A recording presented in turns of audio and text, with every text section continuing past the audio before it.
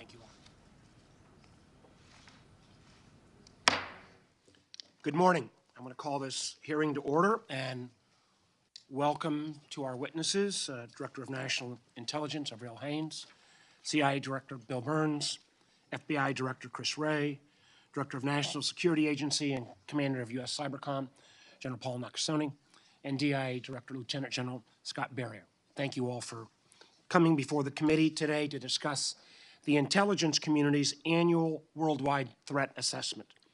This is an opportunity for agencies to brief this Oversight Committee and, most importantly, the American public about the numerous threats and challenges facing our country. Our nation's intelligence professionals are America's eyes and ears. They provide crucial intelligence assessments and warnings to policymakers so that we might address not just immediate threats, but dangers on the horizon. I'd like to thank you and, importantly, the thousands of men and women of America's intelligence community whom you represent for their quiet, unsung, and often unacknowledged service.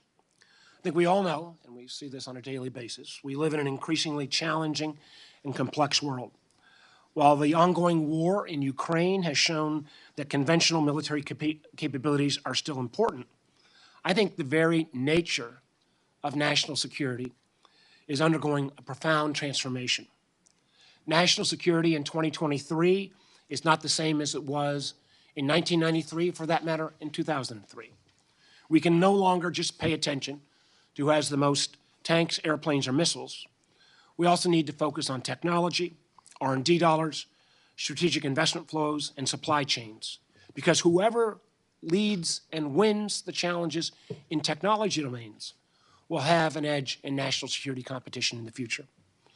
We've already seen this with the outsized impact of cyber tools, which now give both state and non-state actors alike the power to cripple countries' critical infrastructure and entire economies from behind a keyboard without firing a single shot.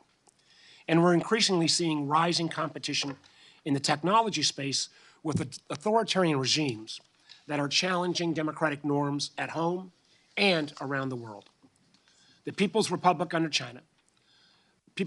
China under President Xi and the Chinese Communist Party is now, unfortunately, a near-peer competitor with our country in its economy, technology, and military capabilities. And I think it is more important than just political correctness to emphasize, at least in my mind, our beef is with Xi Jinping, the Communist Party, and their authoritarian tendencies. It is not with the Chinese people, it is not with the Chinese diaspora, it is not with Chinese Americans or Asian Americans, who oftentimes have been the strongest critics of the increasingly authoritarian regime of the Xi government, and are often victims themselves of CCP's repression. While America was focused for 2 decades on counterterrorism, China was racing to overtake the United States in a range of emerging and foundational technologies, such as advanced wireless communications, semiconductors, quantum, synthetic biology, and next-generation energy, as well as taking not only the extraction, but the processing of rare earth minerals that are so critical in so many of those technologies. The PRC has also become an active player in the international technology standard-setting bodies and is embedding itself in global supply chains. All of this is why the United States must aggressively invest in talents, tools, and research to lead in tomorrow's technologies. Today, you will undoubtedly be asked about the IC's assessment on the origins of COVID-19. Let's be clear. Despite China's denials, it is entirely fair for us to ask whether the virus that has killed at least 6.8 million people so far might have been accidentally released from a lab in Wuhan. That these questions are even necessary is a testament to the failings of the Chinese system and stands in contrast to the openness of our own public health officials during the pandemic. The lack of transparency in China's authoritarian systems may mean that we will never be absolutely certain where COVID-19, or God forbid, the next pandemic, could have or will next originate. Looking towards Russia, we are now in the 2nd year of Vladimir Putin's invasion of Ukraine. The IC, and I'm going to commend so many of you, did an incredible job of predicting Putin's plans and issuing warnings about the invasion, declassifying and sharing intelligence in a timely way, and I know for many of you that was totally against your grain, but making that declassification in a timely way, I really think upended Russia's plans and kept Putin off his game. Over the last years, Ukrainians have displayed resolve, bravery, resourcefulness as they have defended their country against Russia's ruthless invasion. NATO is more united than ever, and democracies around the world have rallied with unprecedented assistance to Ukraine in training, intelligence sharing, humanitarian, and modern military equipment. I hope that we'll hear from the IC assessment of the trajectory of this bloody conflict and what we think the end game will be, while at the same time obviously maintaining Ukraine's right to exist as a sovereign nation. I'm sure that we will discuss the multitude of other threats, from rogue states like Iran and North Korea, to emerging global health threats, to the threat of global warming, as well as the threats presented to the IC's workforce by anomalous health incidents, or AHIs. All of your agencies rely on world-class talent of your workforce, and that's why this committee will continue our efforts to ensure on federal clearance reform, security clearance reform. Hiring and retention is so important to make sure we maintain that world-class workforce. Last thing to note, and I think I speak for everyone on both sides of the aisle on this committee. We still have unfinished business regarding the classified documents that we need to see in order for this intelligence committee to effectively oversee its job on intelligence oversights. We must resolve this issue soon. The challenges we face are more varied and dynamic than ever, and clearly you all have your hands full. But we also have, I think in this hearing, particularly for the public part, a chance to underscore conviction in our values and our efforts to reinvigorate our allies around the world, and to be clear-eyed about the threats that authoritarian regimes like China and Russia place. So I look forward to today's discussion, and with that, I'll turn it over to the Vice Chairman. Thank you, Mr. Chairman. Thank you all for coming in here today. You know, for 2 decades after the end of the Cold War, our country, the United States, was the world's sole superpower. And that gave us the luxury to hope for a world in which Russia and China were coming into convergence with the values that, of the free world. And I think also gave us the luxury of entertaining this fantasy that somehow free trade and globalizing the economy would produce peace, prosperity, and prevent nation-state rivalry. And that brief period of time between the end of the Cold War and very recently was a historic anomaly. The truth is that if you look at 500 years of geopolitics, it's been defined by great power competition. And that's where we find ourselves once again. It's clear there's not going to be any convergence of values. It's clear that globalization led to the rise of China, but it also deindustrialized America, created long and vulnerable supply chains, it eroded our middle class, it left our society deeply divided along socioeconomic lines. And we now find ourselves in a new world. One divided between the free nations, led still by America, an authoritarian and tyrannical bloc led by Beijing, and then dozens and dozens of developing countries that are leveraging both sides against each other on issue after issue to cut the best deal for themselves. So today, what we gather here is we do once a year to discuss the worldwide threats facing our country. And those threats, there are no shortage of them. China, Russia, Iran, North Korea, global terrorism, narco-terrorists operating just right off and across our border, and even in the homeland. All these are very serious threats. But it is my view that the greatest threat facing America is not another country. It is whether or not we have the ability and the willingness to accurately assess and appropriately adapt our foreign and domestic policies in this time of historic, revolutionary, and disruptive technological, social, economic, and geopolitical changes. The answer to that question is not just going to determine the direction of our country. The answer to that question will define the 21st century.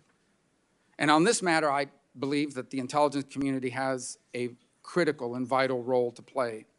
First, because the changes we must make will have to overcome complacency, bureaucratic resistance, opposition from interest groups who benefit from the status quo, and frankly, public discomfort with the consequences of some of the changes we're going to need to make.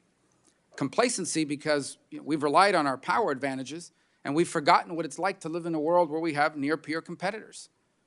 Bureaucratic resistance because our government, frankly, the commentary class, think tanks, academia, to some extent even Congress, is still filled with officials who came of age in the post-Cold War fantasy about the end of history.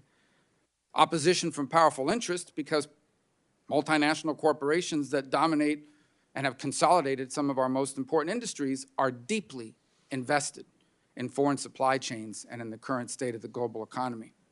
And public discomfort, frankly, because we've become a society addicted to cheap products from China and viral videos on TikTok. Overcoming all this will only be possible if we can motivate policymakers and convince our citizens of the need to act on at least 5 distinct areas of great power competition and potentially great power conflict. It's a military competition, one in which we can no longer rely on overwhelming advantages to deliver relatively quick success. It's a diplomatic and political competition for influence in multilateral institutions and over important and entering into and maintaining important international alliances. It's an economic and industrial competition over critical industries, supply chains, access to resources, the flow of capital.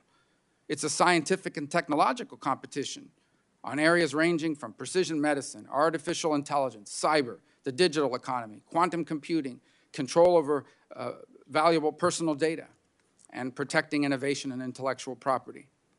And it's an informational competition involving closed and controlled societies dedicated to using our openness to divide us against each other here at home and drive disinformation to further their narrative and undermine our standing in the world. In the 21st century, providing policymakers information on these areas of competition and understanding how they intersect with one another is a vital and critical national priority. And only our intelligence agencies have the resources and the broad-based insight needed to provide this. Intelligence work today is not just about collecting state secrets and protecting our own. It is now also increasingly about the important analysis of what all of these factors mean tied together, so that we, as policymakers, can decide what matters and what doesn't, so that we can prioritize the urgent over the important. Getting this wrong is the single greatest threat facing our country, and getting it right, the single most important task we have at hand. So I hope we can hear in this open setting how each of the agencies represented here today is adjusting to this historic challenge, because we simply have no time to waste. Thank you, Mr. Chairman. Thank you, Senator Rubio. For members and audience, the run of show this morning is we're going to have an open session now. We are going to work through the votes this morning, and we will, Vice Chairman and I will take turns getting out to vote. We will go immediately into a closed session, and we'll kind of bring lunch along the way. We want to make sure we take advantage of as much time as needed with our distinguished panel. And unlike, although we've got great attendance at the gavel, we are going to go by seniority today, just because I know a lot of members have got other committee meetings as well this morning. With that, I think, Director Haines, are you going to start us off? Yes, Chairman, I'll deliver the statement for the group, in a sense. Chairman Warner, Vice Chairman Rubio, members of the committee, thank you for the opportunity to be here today alongside my wonderful colleagues on behalf of the extraordinary public servants we lead in the intelligence community to present the IC's annual threat assessment. Before I start, I just want to publicly thank the men and women of the intelligence community whose work we're presenting today. From the collector to the analyst and everybody in between, who made it possible for us to bring you the annual threat assessment in hopes that this work will help keep our country safe and prosperous. Thank you. This year's assessment notes that during the coming year, the United States and its allies will face an international security environment dominated by 2 sets of strategic challenges that intersect with each other and existing trends to intensify their national security implications. First, great powers, rising regional powers, and an evolving array of non-state actors are vying for influence and impact in the international system, including over the standards and rules that will shape the global order for decades to come. The next few years are critical as strategic competition with China and Russia intensifies, in particular over how the world will evolve and whether the rise of authoritarianism can be checked and reversed. Other threats are, of course, also individually significant, but how well we stay ahead of and manage this competition will be fundamental to our success at navigating everything else. Second, challenges that transcend borders, including climate change, human and health security, and economic needs made worse by energy and food security, as well as Russia's unprovoked and illegal invasion of Ukraine, are converging as the planet emerges from the COVID-19 pandemic, and all at the same time as great powers are challenging long-standing norms for transnational cooperation. And further compounding this dynamic is the impact that rapidly emerging technologies are having on governance, business, society, and intelligence around the world. And given that background, perhaps needless to say, the People's Republic of China, which is increasingly challenging the United States economically, technologically, politically, and militarily around the world, remains our unparalleled priority. Chinese Communist Party, or CCP, under President Xi Jinping, will continue efforts to achieve Xi's vision of making China the preeminent power in East Asia and a major power on the world stage. To fulfill Xi's vision, however, the CCP is increasingly convinced that it can only do so at the expense of U.S. power and influence, and by using coordinated whole-of-government tools to demonstrate strength and compel neighbors to acquiesce to its preferences, including its land, sea, and air claims in the region and its assertions of sovereignty over Taiwan. Last October, President Xi secured his third five-year term as China's leader at the 20th Party Congress.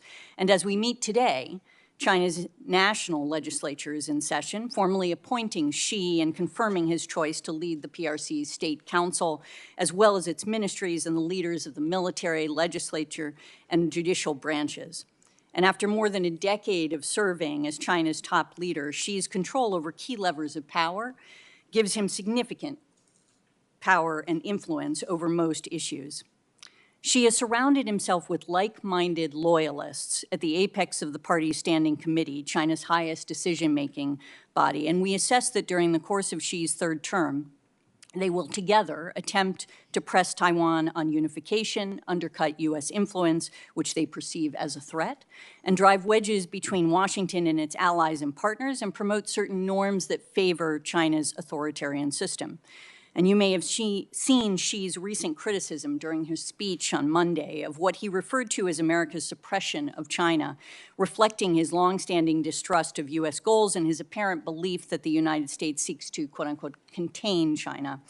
And Xi's speech this week was the most public and direct criticism that we've seen from him to date, and probably reflects growing pessimism in Beijing about China's relationship with the United States, as well as Xi's growing worries about the trajectory of China's domestic economic development and indigenous technology innovation, challenges that he now blames on the United States. He also wants to message his populist and regional actors that the U.S. bears the responsibility for any coming increase in tensions. And despite this more public and directly critical rhetoric, however, we assess that Beijing still believes it benefits most by preventing a spiraling of tensions and by preserving stability in its relationship with the United States.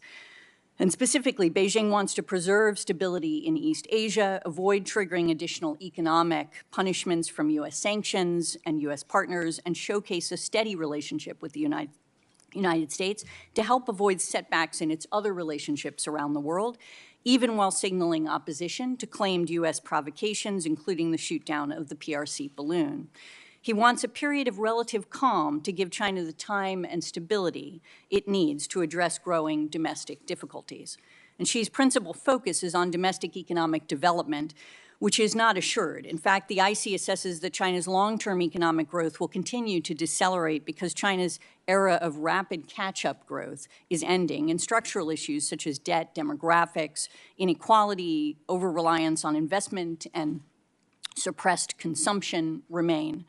And although the CCP may find ways to overcome its structural challenges over the long term, in the short term, the CCP continues to take an increasingly aggressive approach to external affairs, pursuing its goal of building a world-class military, expanding its nuclear arsenal, pursuing counter-space weapons capable of targeting U.S. and allied satellites, forcing foreign companies and coercing foreign countries to allow the transfer of technology and intellectual property in order to boost its indigenous capabilities, continuing to increase global supply chain dependencies on China with the aim of using such technologies and dependencies, rather, to threaten and cut off foreign countries during a crisis, expanding the cyber pursuits and increasing the threat of aggressive cyber operations against the U.S. homeland and foreign partners, and expanding influence operations, including through the export of digital repression technologies.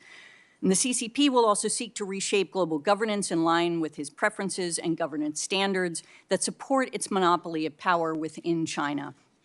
Beijing is elevating PRC candidates and policies at the UN, attempting to gain buy-in for Xi's development and global initiatives, promotes blocs like the Shanghai Cooperation Organization as a counterweight to the West, and shape multilateral groupings such as the formerly 17+1 Forum in Eastern Europe, but with mixed success.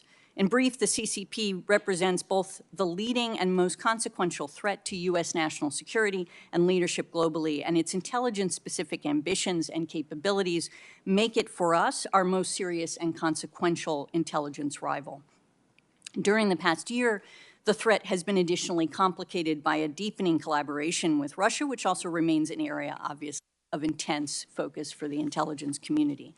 In fact, we were last here for our ATA hearing last year. It was only a few weeks after Russia's unprovoked and illegal invasion of Ukraine. And now we are over a year into the war, which is reshaping not only Russia's global relationships and strategic standing, but also our own, strengthening our alliances and partnerships in ways that President Putin almost certainly did not anticipate, often precipitating the very events that he was trying to avoid, such as Sweden and Finland's petition to join NATO.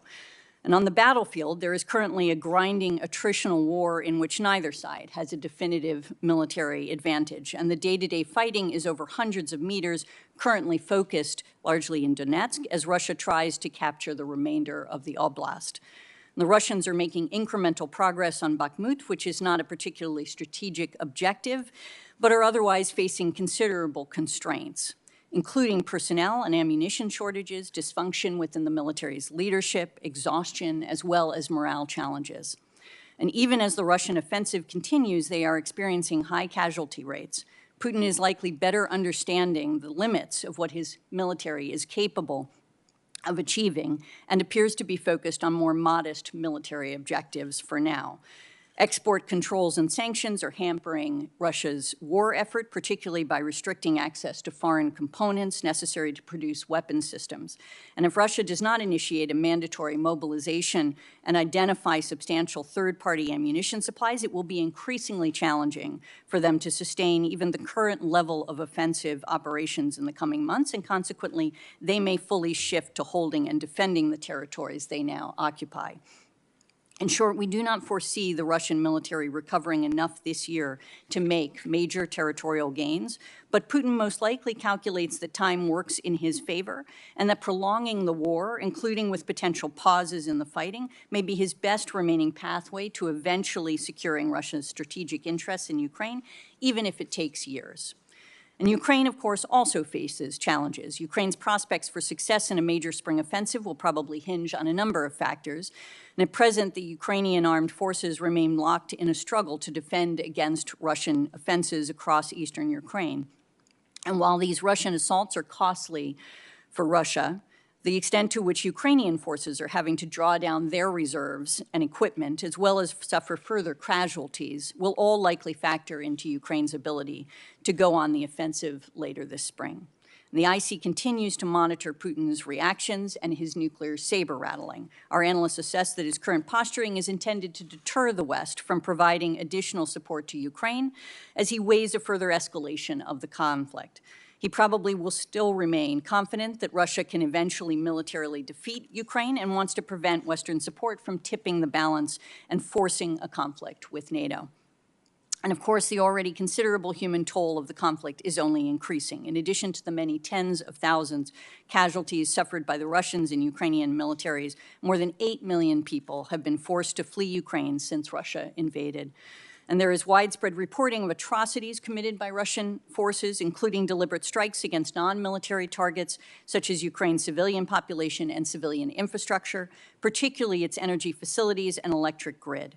Russia and its proxy groups almost certainly are using so-called filtration operations to detain and forcibly deport tens of thousands of Ukrainian civilians to Russia. The IC is engaged with other parts of the U.S. government to document and hold Russia and Russian actors accountable for their actions. The reaction to the invasion from countries around the world has been resolute, hurting Russia's reputation and generating criticism at home. Moscow has suffered losses that will require years of rebuilding and leave it less capable of posing a conventional military threat to Europe and operating assertively in Eurasia and on the global stage. And as a result, Russia will become even more reliant on asymmetric options, such as nuclear, cyber, space capabilities, and on China. And our assessment also covers Iran, which continues to pursue its long-standing ambitions for regional leadership and is a threat to U.S. persons directly and via proxy attacks. Iran also remains a threat to Israel, both directly through its missile and UAV forces and indirectly through its support of Lebanese Hezbollah and other proxies. And most concerning, Iran has accelerated the expansion of its nuclear program, stating that it is no longer constrained by JCPOA limits and has undertaken research and development activities that would bring it closer to producing the fissile material necessary for completing a nuclear device following a decision to do so. North Korea similarly remains a proliferation concern as it continues its efforts to steadily expand and enhance its nuclear and conventional capabilities, targeting the United States and our allies, periodically using aggressive and potentially destabilizing actions to reshape the regional security environment in its favor and to reinforce its status as a de facto nuclear power. And in addition, regional challenges such as interstate conflicts, key cases of instability, and poor governance developments also pose growing challenges. In Africa and in the developing world, increased poverty, hindered economic growth, and widened inequality are creating the conditions that are feeding domestic unrest, insurgencies, democratic backsliding, authoritarianism, and cross-border conflict spillover. And several parts of the Middle East will remain plagued by war over the year, insurgencies, and corruption. In the Western Hemisphere, persistent economic weakness, insecurity, and corruption are fueling public frustration and anti-status quo pressures that very likely will present governance challenges to leaders while also posing sustained spillover migration, criminal, and economic challenges for the United States. And throughout the world, countries are struggling to maintain democratic systems and prevent the rise of authoritarians, in some cases because Russia and China are helping autocrats take or hold power. And as I noted at the outset, transnational challenges interact in this complex system along with more traditional threats and often reinforce each other, creating compounding and cascading risks to U.S. national security. For example, climate change remains an urgent threat that will increasingly exacerbate risks to U.S. national security as the physical impacts increase and geopolitical tensions mount over the global response to the challenge. And now, entering its fourth year, the COVID-19 pandemic remains one of the most significant threats to global public health at a cost of more than 6.5 million lives and trillions of dollars in lost economic output to date. In addition to direct effects of the pandemic resultant economic, human security, political, national security implications of COVID-19 continue to strain recovery efforts, presenting both known and unforeseen challenges that probably will ripple through society and the global economy during the next year and for years to come. Russia's aggression against Ukraine has aggravated COVID-19 related fragilities in the global economy, raised commodity prices, fueled market volatility, and contributed to food insecurity and financial instability. And the combination of elevated energy and food prices has increased the number of individuals facing extreme poverty and food insecurity. Affected countries will struggle to reverse those trends through 2023, even if global food prices stabilize. And Russia's war in Ukraine can be blamed for this intensifying effects. something much of the world also understands and that others, including China, will have to come to terms with as they consider to what extent they want to continue assisting or enabling Russia. And climate change, the pandemic, and conflicts are exacerbating irregular migration, and in the Western Hemisphere, push and pull factors that drive migrants to the United States, such as deteriorating socioeconomic and security conditions, misperceptions of U.S. policies, and employment opportunities in the United States will almost certainly persist through 2023. Transnational criminal organizations exploit migrants through extortion, kidnapping, and human trafficking, including sex trafficking and forced labor.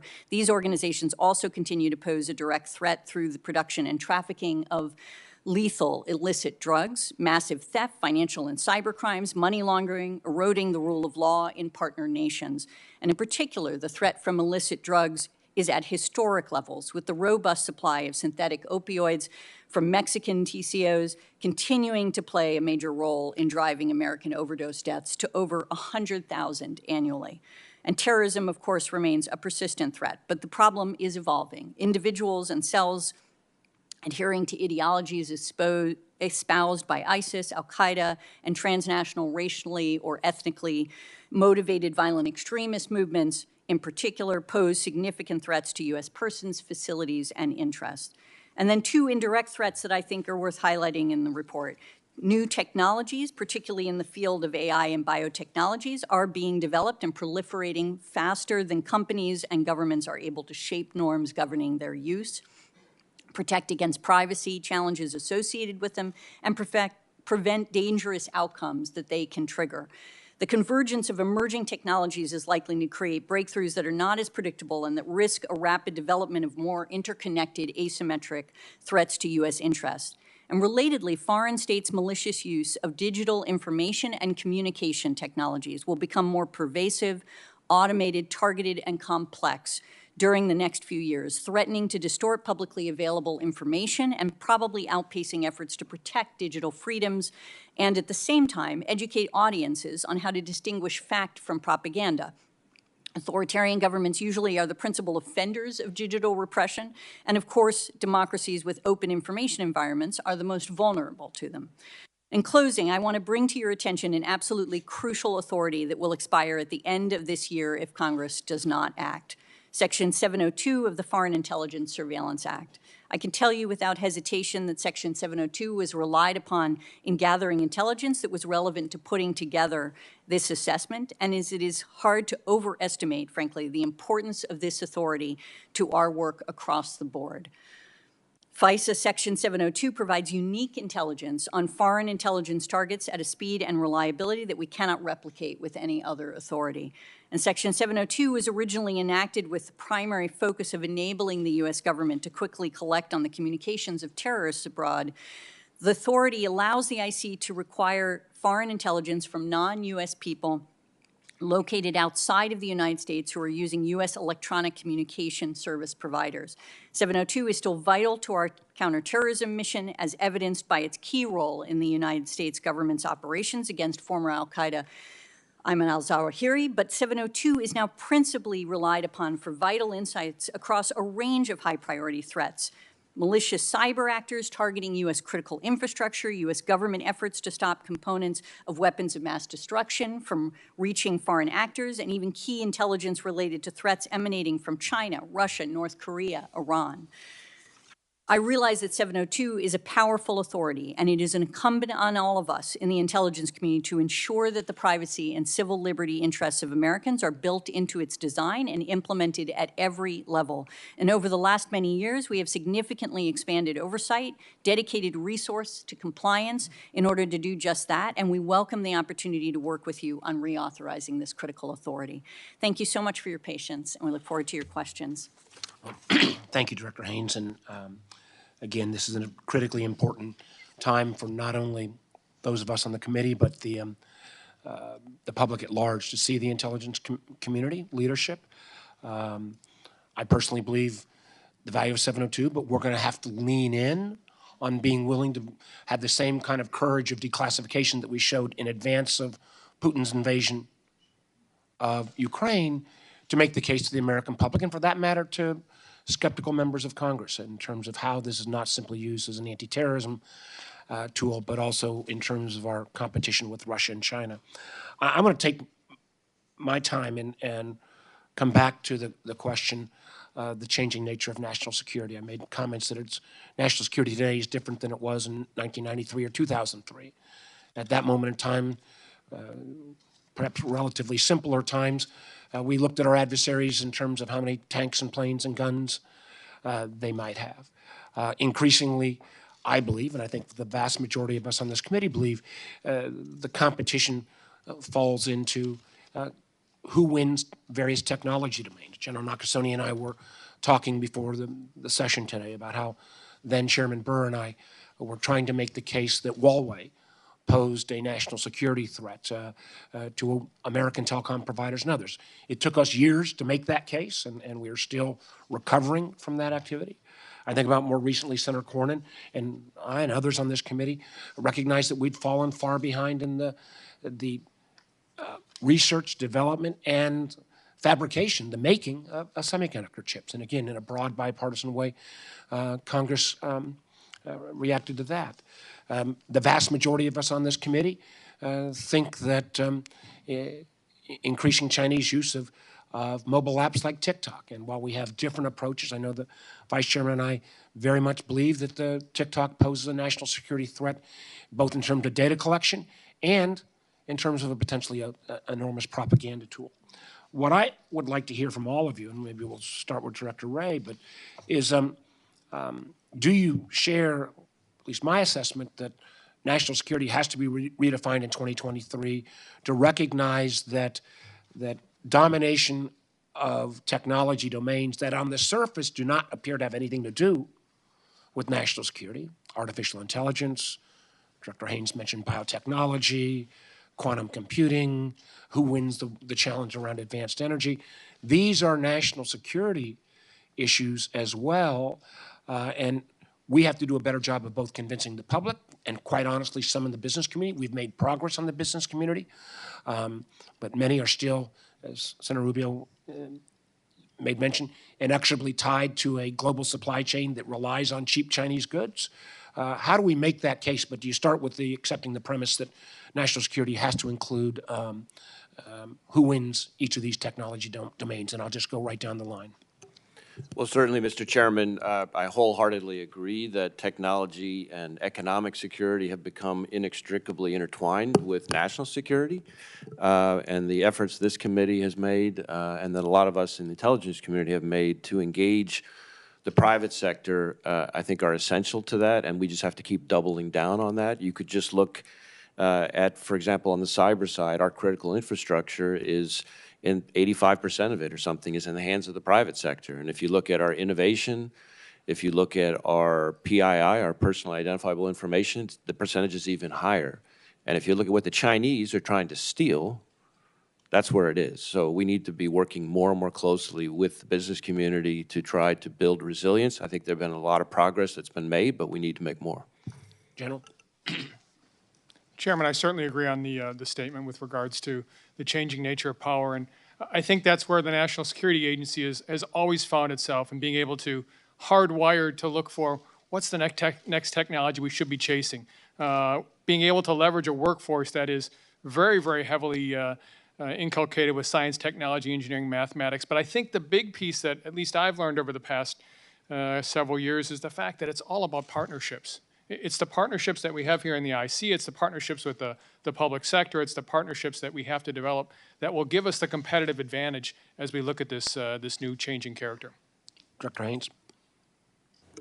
Yeah, absolutely agree, obviously, with my colleagues. And I mean, I think one of the things that we have been learning in the intelligence community, exactly as General Nakasone indicated, is our work with the private sector in this space is particularly important. As you know, over my lifetime, I have seen increasingly the innovation of critical foundational technologies occurring in the context of the private sector, and our capacity to work with them to understand essentially what those innovations are and how we can help them protect themselves in this context is another aspect of this that has to be focused on and something we spend a lot of time on. Director? No, Mr. Chairman, I fully agree. I think the revolution in technology is not only the main arena for competition with the People's Republic of China, it's also the main determinant of our future as an intelligence service as well. As you know, we've undertaken a number of innovations over the last couple of years to strengthen our capacity on that revolution in technology. For the first time, appointing a chief technology officer, for the first time establishing a CIA-wide technology strategy, creating a new mission center focused largely on technology, and as my colleagues emphasized, building better partnerships, stronger partnerships with the private sector as well as with academia, creating a technology fellows program, because we have to be more flexible in our employment practices as well to attract people who are accomplished in the private sector and the tech sector who may be interested in a couple of years of public service as well. And we're deeply interested in trying to attract those kind of people as well. And then finally, I absolutely agree on the importance of partnerships, not just across the intelligence community, but with others in the executive branch. So as you know, we're working closely with the Department of Commerce and their CHIPS Implementation Act office as well to provide the kind of direct support that I think is essential to that effort as well. General. Chairman, I completely agree with the statement. You went back to 1993. I'll go back to 1984. When I came in the Army in 1984, we owned the technology. The West owned the technology. We won the Cold War, and then I think we took our eye off that ball. So now it's about how do we apply this asymmetric advantage that we have in this partnership of folks sitting at this table right now who work so closely together to try and defend our nation. Like the other agencies, DIA has hired the right people at the right time to get into this, to try and understand it and make an impact for the Department of Defense. And I'm over time, but my only closing comment is that does mean we may need to redirect some of the resources. I mean, the idea of China's extraction of cobalt out of the DRC and how they're going to get it back to China becomes a national security issue. The question of China flooding the zone on standard-setting bodies to define the next technology rules for beyond 5G to kind of ORAN, Open Radio Access Networks, next generation wireless, is a national security concern.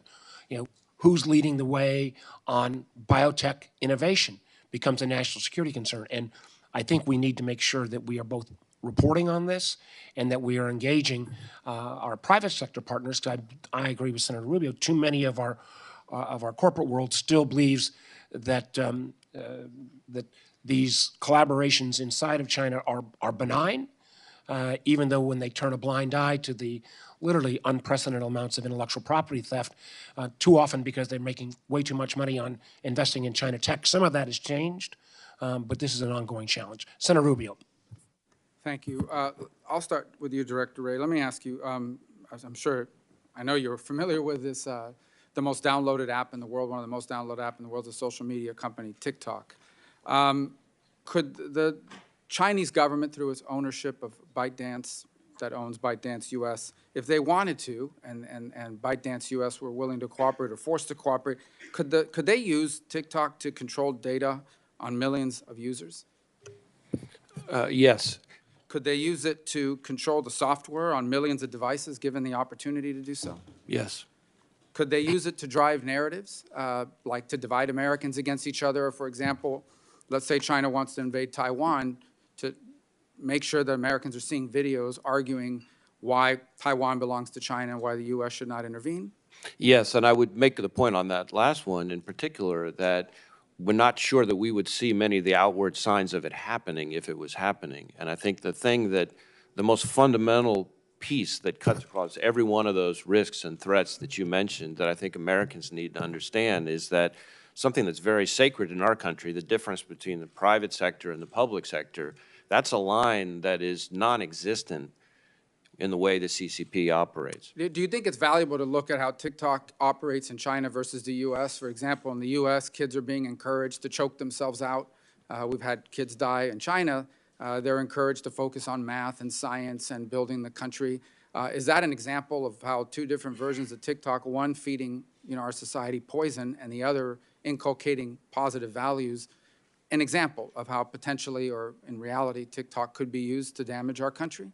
I think those are among many sort of telling indicators that we should be looking at in assessing the national security concerns this poses. So they can collect our data, manipulate information, poison the minds, and feed garbage into the minds of millions of people and so forth. Given the threat, I imagine this is the reason why TikTok is no longer allowed on federal devices pretty soon. No federal devices can have TikTok on it, correct? Well, certainly at the FBI, TikTok never has been, and nor will it be approved. And I think it's my understanding that that's about to be in place across the entire federal government. So given the weight of all this, does anyone in the panel disagree that TikTok is not a good thing for America? Well, if no one disagrees, my question is then, if TikTok is bad for America, and we've talked about all these disadvantages and potential harm that's caused by it, should the fact that it is popular among people under the age of 35 be the reason why we don't take strong action against it? But not from my perspective. Because that's what the Secretary of Commerce said is, you know, that potentially we want to do something about this because it would upset people under the age of 35. So I guess my point, just tie it all up, is this is a substantial national security threat for the country of a kind that we didn't face in the past. So we're still, it's, at the end of the day, it's not about, you know, some grown man in the middle of the day putting up videos, you know, that people that have a job shouldn't be putting up. But it's also about all these other things that we've talked about, the data, the ability to manipulate information. I would imagine that if it's probably one of the most valuable surveillance tools on the planet.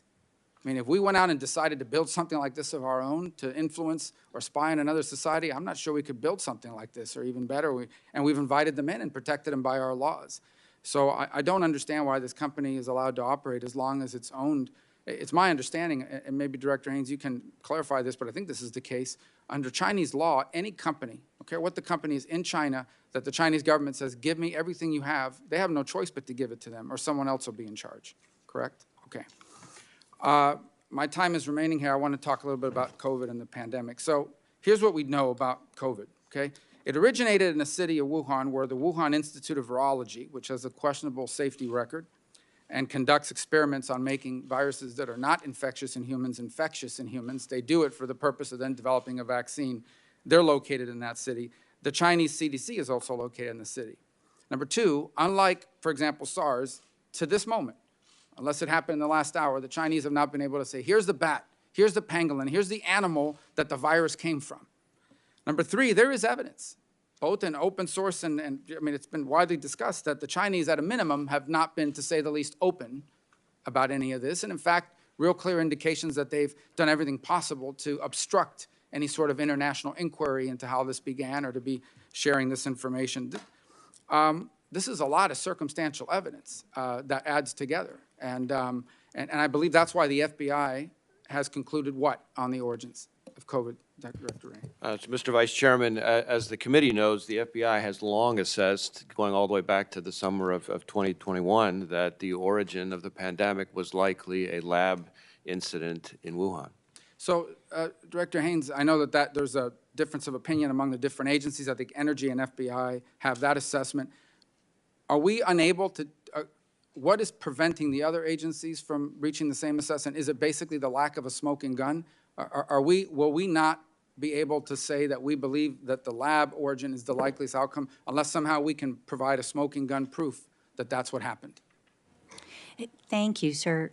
So you're right. There's a broad consensus in the intelligence community that the outbreak is not the result of a bioweapon or genetic engineering. What there isn't a consensus on is whether or not it's a lab leak, essentially as Director Wray indicated, or natural exposure to an infected animal. Those are the two operating sort of theories. And what would change, essentially elements' perspectives, I think it'd be additional information, and we've been trying to collect additional information. And I think you're absolutely right that China has not fully cooperated, and we do think that's a key critical gap that would help us to understand what exactly happened. My time is up, Mr. Chairman. I would just point out that it is true that the lab leak, we don't have a smoking gun. Like we don't have some guy calling another guy saying, hey, we had a lab leak.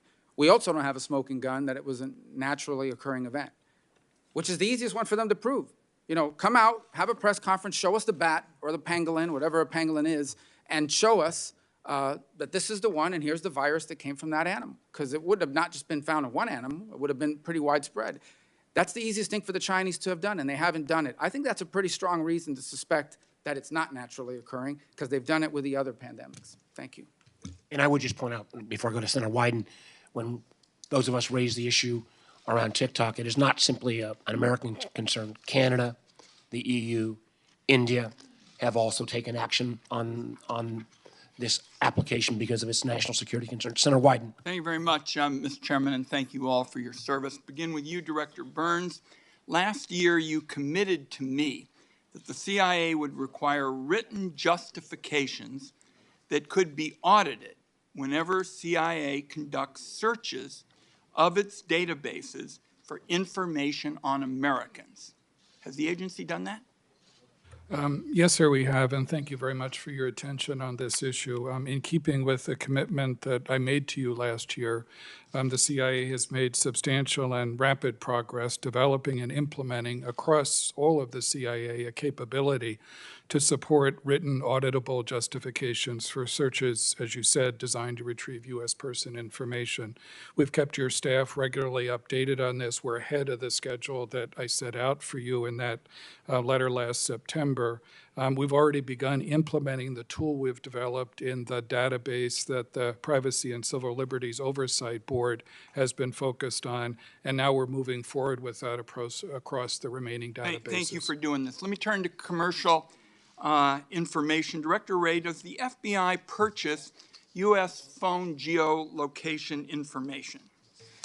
So to my knowledge, we do not currently purchase commercial database information that includes location data derived from internet advertising. I understand that we previously, as in the past, purchased some such information for a specific national security pilot project, but that's not been active for some time.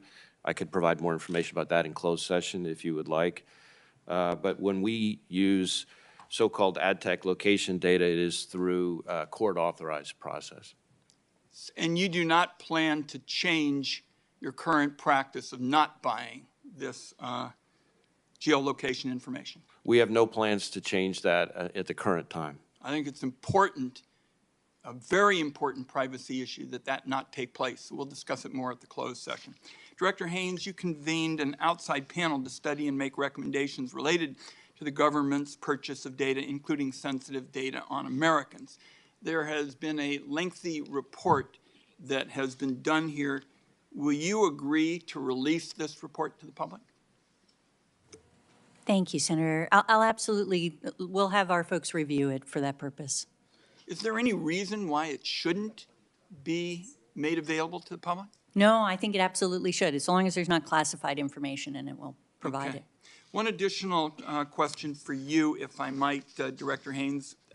As you know, last May, Senator Moran and I urged the President to prioritize the rewriting of the executive order that governs classification and declassification. It hadn't been updated in ages. In August, you wrote back on behalf of the President saying that the process was underway. My concern is that we're not seeing the urgency that is necessary, because we all know what the challenge is, and that's foot dragging by some people who mean well, but they're just not on the program of reform. Will you push the National Security Council to get this done? Because my sense is this just isn't going to happen unless you can successfully push the National Security Council to break up the status quo. Because the classification system is now at the point where, as you correctly said, and to your credit, it's not serving national security, and I think it's so broken, we're not getting classified what we need to get classified, and we surely are classifying stuff that shouldn't be classified. So we got to break up, business as usual here. And it's only going to happen, to me, in my view, if you can push the National Security Council. Can you commit to doing that? Thank you, Senator. First of all, for your and for Senator Moran's attention on this issue, I think it is incredibly important and something that over many years, I think for all of us, we've seen the frustration of actually trying to make this better. I know the President is committed to this issue. I absolutely will ensure that he and the National Security Council know of your concerns and relay them as such. I want to also ask you, Madam Director, about security clearances and past marijuana use. At the end of 2021, you issued guidance that past marijuana use was not by itself a disqualification for security clearance. I think it'd be very good if you could tell the American people why it's important that this past use not be a disqualification to serve your country. This is a national security issue, and we desperately need people. We've got new members in this committee. We've been talking about languages that they're going to be focused on as we try to recruit and the like. Tell the American people why past marijuana use is not disqualifying for the national security post. Thank you, Senator. I think we recognize, frankly, that many states have legalized or decriminalized marijuana use, and wanted to be sure that, you know, we're not disqualifying people solely for that purpose in that context.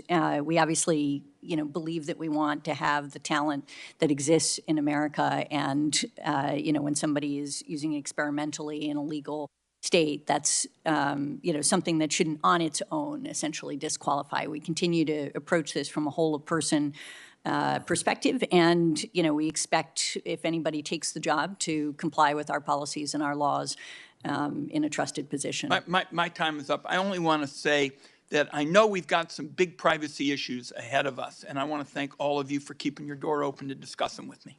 Thank you, Mr. Chairman. Thank you, Senator Wyden. Senator Collins. Thank you, Mr. Chairman. Director Haines, I want to follow up on the Vice Chairman's questions to you and the panel about the origins of COVID. We know that 6.5 million people have died, that trillions of dollars have been lost in economic activity. We also know that had we known early the origin of COVID, we might have been able to change the trajectory and been better prepared for future pandemics. So this matters. It is disturbing to me that in your written statement, you say all agencies assess that two hypotheses are plausible explanations for the origin of COVID: natural exposure to an infected animal and a laboratory-associated incident. That's one of those statements that's technically true, but misleading. We've heard the FBI director today say that the most likely explanation is a laboratory incident. We know that the Wuhan whistleblower who first raised alarms was silenced by the Chinese government and later died of COVID.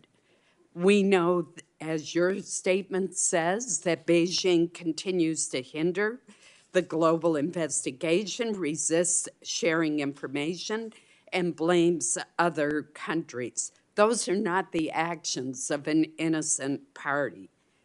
We know that the Department of Energy has changed its assessment to say that most likely cause is a laboratory incident. I just don't understand why you continue to maintain on behalf of the intelligence community that these are two equally plausible explanations. They simply are not. Thank you, Senator. And I think I share your frustration with the fact that China hasn't been more cooperative on this issue to provide intelligence that would be of use to the scientists and others who work on these questions. And I think, you know, you're absolutely right. This is critically important. It has been extremely challenging. Let me give you where we are in the intelligence community with more precision to your point. There are 4 elements plus our National Intelligence Council that assess with low confidence that the infection was most likely caused by natural exposure to an infected animal. So the IC remains divided on this issue. We have the FBI, as you noted, that sees it as more likely that it's a lab leak and has done that with moderate confidence. And the Department of Energy has changed its view slightly with low confidence. It says that a lab leak is most likely, but they do so for different reasons than the FBI does, and their assessments are not identical. So you can see how challenging this has been across the community, and not even every element of the IC has been able to put themselves on one side of the ledger or the other. I've given you, essentially 7, but not everybody has been able to put themselves on one versus the other. So it is a really challenging issue, and I think our folks honestly are trying to do the best that they can to figure out what exactly happened based on the information they have available to them. Let me switch to a different issue. General Berrier, in the administration's hasty withdrawal from Afghanistan by an arbitrary date, billions of dollars worth of military assets were left behind, including munitions, 16,000 pairs of night vision goggles, 167 aircraft, communications equipment, 2,000 vehicles. The list goes on and on and on. My concern is that all of these assets could be useful in launching a terrorist attack on the United States or on one of our allies. Given the continued chaos in Afghanistan and presence of terrorist groups that want to harm the United States, that have made no secret about harming us or our allies, what is the intelligence community's assessment on the counterterrorism threat to the United States homeland and our allies, particularly one launched from Afghanistan? Senator Collins, thank you for that question. From our perspective at the Defense Intelligence Agency, certainly our reach and grasp into that nation since the fall of the government has eroded over time, but we still have some access, and I would say based on what we know right now from the threat of al-Qaeda, they're trying to survive basically without a real plan to at least or intent to attack the West anytime soon. And I would say that ISIS-K poses a bit of a larger threat, but they are under attack from the Taliban regime right now, and it's a matter of time before they may have the ability and intent to actually attack the West at this point. General Nakasone, very quickly, could you give me your assessment? Yes, that dovetails very closely with the Defense Intelligence Agency. We see the same challenges across the IC with some of our collection, but we do see a challenged ISIS-K in Afghanistan right now as they battle the Taliban. Thank you. Senator Heinrich. Thank you, Chairman. Director Burns, U.S. law states that to be designated as a foreign terrorist organization, a group must be engaged in premeditated, politically motivated violence against non-combatant targets, and the activity must threaten the national security of the United States. In my view, and in the view of a number of folks, the Wagner Group fits that definition. Wagner now openly operates as private military for Vladimir Putin, conducting terrorist operations in Ukraine and in countries across Africa. Director, I realize that the responsibility for designating foreign terrorist organizations lies with the Secretary of State, but I'd like to get your assessment of the Wagner Group's activities, whether you would describe the atrocities its mercenaries have committed as terrorism, and if you think there is any downside to making such a designation. Well, thanks, Senator. And, as you rightly pointed out, I'll steer away from the policy question there, but certainly our assessment is that the Wagner Group is a vicious, aggressive organization which has posed a threat not just to the people of Ukraine, and we see that every day, especially in the intense fighting that's gone around the city of Bakhmut right now, largely conducted on the Russian side by the Wagner Group, which is suffering incredible casualties. But I've also seen it, as we were discussing earlier, in my own travels in West Africa and the Sahel, where I think the deeply destabilizing impact of Wagner can be seen in a lot of very fragile societies right now. We work as an agency along with our partners to help many of those governments and many of our security service partners to resist that. We work with the French and with other countries, other allies in that effort as well. But we take very seriously the threat posed by Wagner and do everything we can to counter it and disrupt it. Great. Thank you, Director. Director Haines, as you know, earlier I shared with you a report by the Converging Risks Lab called The Security Threat That Binds Us, which outlined, among other things, the need to elevate ecological security in U.S. national security policymaking. And one example they really go into a great deal of detail about is China's aggressive fishing activities and how those have contributed to overfishing more than any other nation. This has led to increasingly hostile fishing disputes between China and its neighbors, as well as along the coasts of Africa and Latin America, threatening economic, food security, and sovereignty. In the view of the report's authors, the IC needs greater capacity to analyze the negative effects of illegal fishing activities, as well as a whole host of other causes of ecological disruption. And it needs to elevate the relative importance of ecological security issues within the IC prioritization framework. Have you had a chance to look at that, and can you commit to work with me to try to implement some of the recommendations included in that report? Yeah, absolutely, Senator. No, I did see the report, and I thought it was actually excellent. We've given it to our National Intelligence Manager for Climate and Global Issues, who is focused on these issues. I think one of the things that it does say, very much in line with what you just indicated, is it's not just about collecting more analysts, it's about prioritizing it, it's about ensuring we have access to the outside folks. And I think that is something that we are trying to do, in other words, get expertise both from the federal science community and work with them, but also with academic communities and also with partners who have access to academic and other resources on these issues. And I absolutely commit to working with you further on this question. And I share your concern about unregulated, unlawful fishing that the Chinese have been doing in a variety of areas where we've seen them strip resources from, a variety of countries. Thank you, Director. General Nakasone, I want to ask you one last quick question before my time is out, and it involves supply chains, which we are hearing a lot more about now for appropriate reasons. The 2021 National Intelligence Estimate on Climate Change states that China is the world's leading supplier of advanced grid components for ultra-high voltage systems, things like transformers, circuit breakers, inverters, which we assess creates cyber vulnerability risks. Can you talk a little bit about your concerns about those vulnerabilities to our electric grid and what it means to currently be dependent on China for components for things like large power transformers?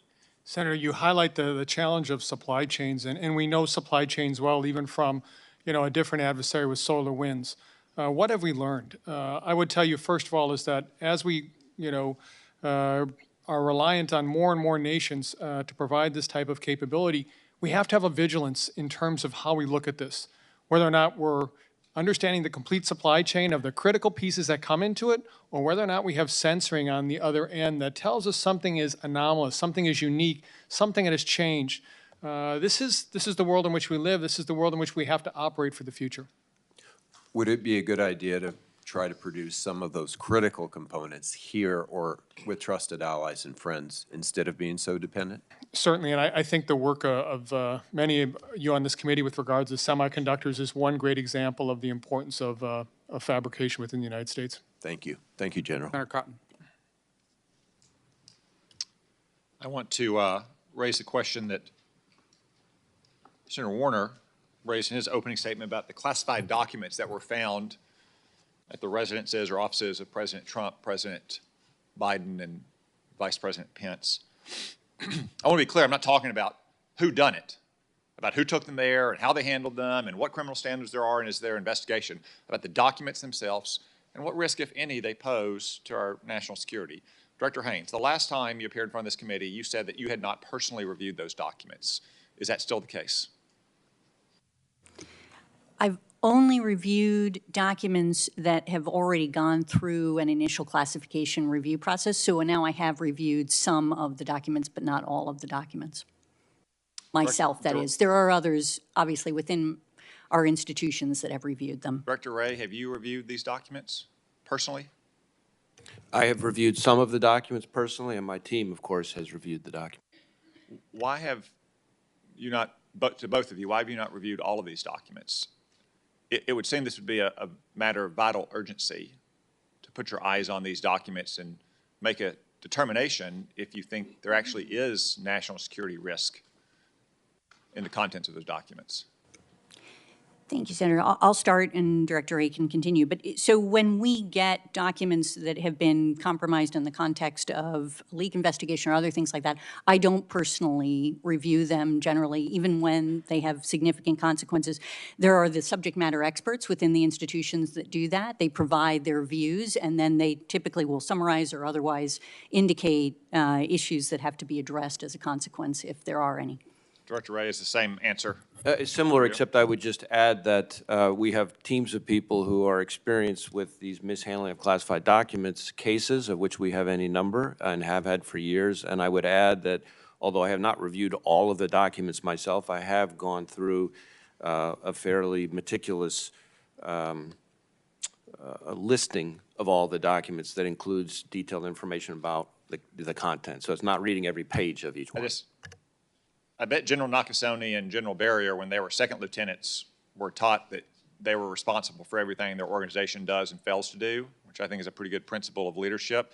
I just think on something of such prominence and perhaps such significance that you both should review them. More importantly, this committee should review them. And as you heard Senator Warner say, we're all very frustrated that we haven't even had these documents characterized to us. And we've patiently allowed Senator Warner and Senator Rubio to try to resolve this matter, but I would say our patience is starting to run out.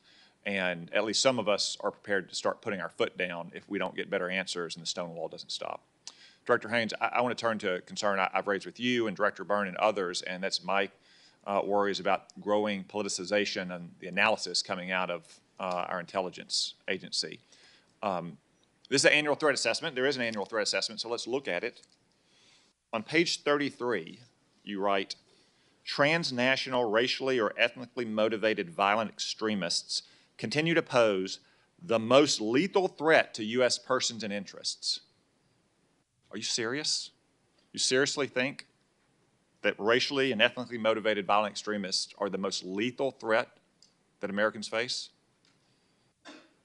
So, yes, sir. In terms of the number of people killed or wounded as a consequence. How many people were killed by racially and ethnically motivated violent extremists in the United States last year? I don't have the exact number for you right here, but I will get it for you.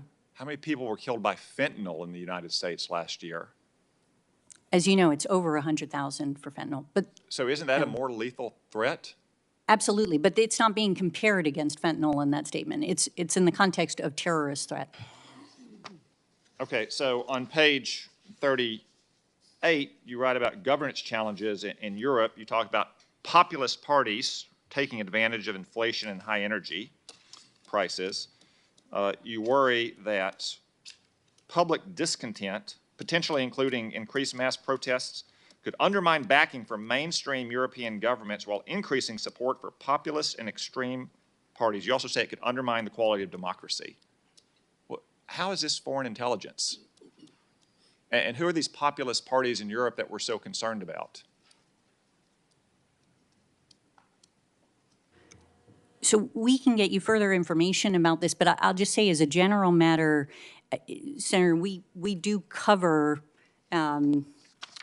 different effects on democracy throughout the world, and that is something that is typically perceived as part of our remit. Are the Brothers of Italy, the Italian Prime Minister Giorgia Meloni's party, are they a populist or extreme party that are a threat to America's interests? I don't know that, I wouldn't want to speak for the analysts as to whether or not they consider them a populist party. I suspect that they may, but I don't know that they would say that they're a threat to to the United States. All right, just one final example of this. On page 18 about nuclear issues with Iran, you write that since the assassination in November 2020 of nuclear scientist Mohsen Fakhrizadeh, Iran has accelerated the expansion of its nuclear program. It's an unfortunate ending for Mohsen Fakhrizadeh in November of 2020. Did anything else happen in the world in November of 2020 that might have caused Iran to accelerate its nuclear program? Senator, I'm not sure what you're referring to. Pretty big event here in America. November 2020. If you mean the election, I do mean the election. I don't believe that our analysts perceive that as being the key. Really, because I've gone through the IAEA reports. Iran took almost a year after President Trump withdrew from the nuclear deal until the summer of 2019 to say it was going to incrementally begin to breach its limits. After we killed Qasem Soleimani in January 2020, they basically ceased all enrichment or other activity. And since November of 2020, they've reintroduced advanced centrifuges. They began enriching uranium past the critical 3.67% mark. They produce uranium metal. They've moved enrichment underground. They're now enriching to almost 90%. Undersecretary of Defense for Policy Colin Kahl said to the House recently that they're just 12 days away from a breakout, implying that all happened on the former administration's watch. This has all happened since November of 2020, Director Haines. And your report says nothing about the Biden administration's policies.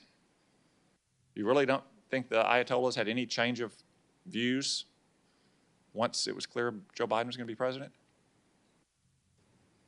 I think our analysts would look at leaving the JCPOA as one element that's relevant to the, All right, so my time has expired. ultimately I'll say, has Director happened. Burns, we've talked about this in a classified setting before. I mean, your organization produces the vast majority of the analysis for the IC, and it's not just the conclusions, but also the priorities and the volume of focus on things like climate change or gay marriage bills in other countries, or some of these conclusions that just cause me great pause about the priorities and the resources we're applying to the critical threats this country face. We talk more about it in a classified setting.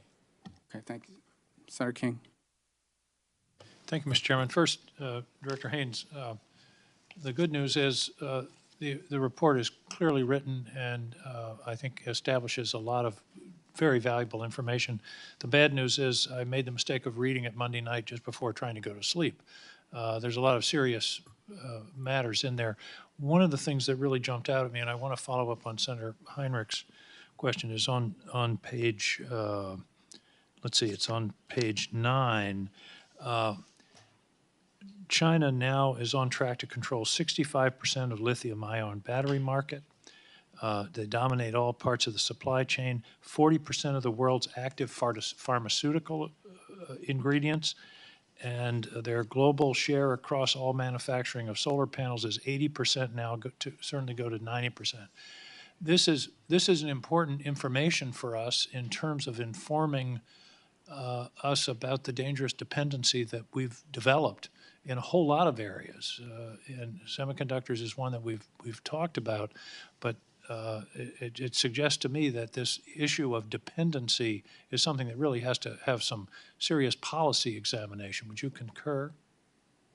Yes, absolutely. I mean, I think one of the things that we're really trying to expose here is the fact that it's not just simply about China trying to create indigenous supply chains, but actually to control global supply chains. That seems to be a deliberate policy, does it not? Exactly. And that goes also about their actions in Africa and other South America, where they're trying to corner the market, if you will, on various commodities. And you can see it also, as you indicate, not only in their decisions about what they're purchasing and how they're managing it, but also the laws that they pass that give them the capability, for example, in rare earth elements, to actually turn the dial on their export and import policies so that they can actually create that pressure. You'd think that we'd learn from Europe's dependency on Russia and gas that this is a similar thing that we really need to address as a matter of policy.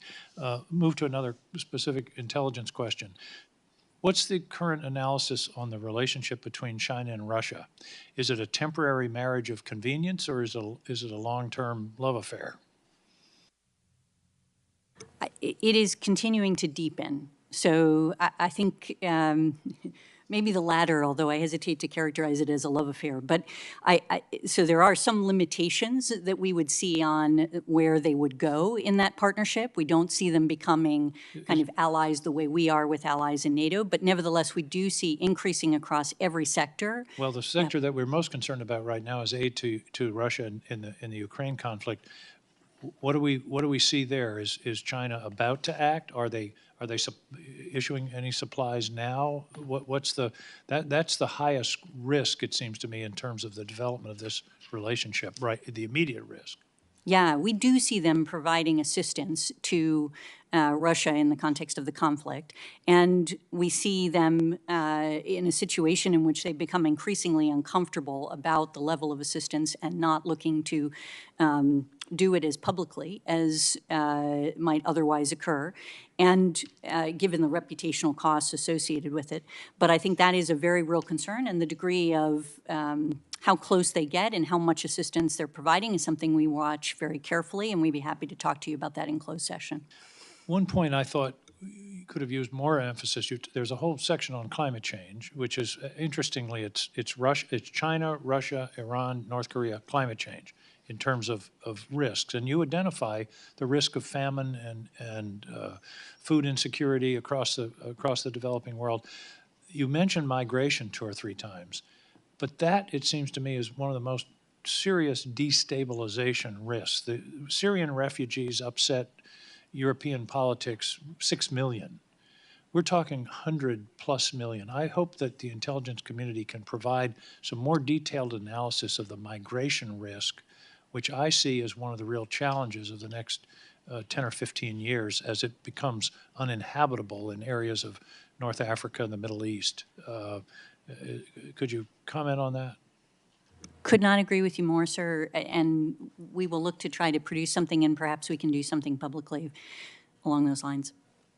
And General Nakasone, in a few seconds that I have left, China's cyber posture, my sense is that they're getting more aggressive. Is that true, and is Russia adapting and getting better?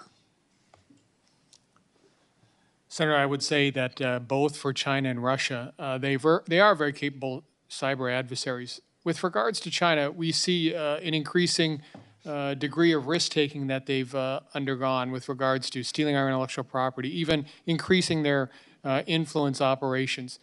These are concerning efforts for us. With regards to Russia, we still see them, and we see them very accurately and being able to warn and being able to counteract some of the things that they're doing around the world. And so we know them very, very well. But they're getting cleverer, aren't they, about using our infrastructure, for example? Well, certainly they're getting clever, but we still, I would say, Senator, are able to stay ahead of them. And that's the big piece that I want to emphasize. Maybe the answer would be, so are we getting more clever. Thank you. Well said, Senator. Thank you. Senator Cornyn.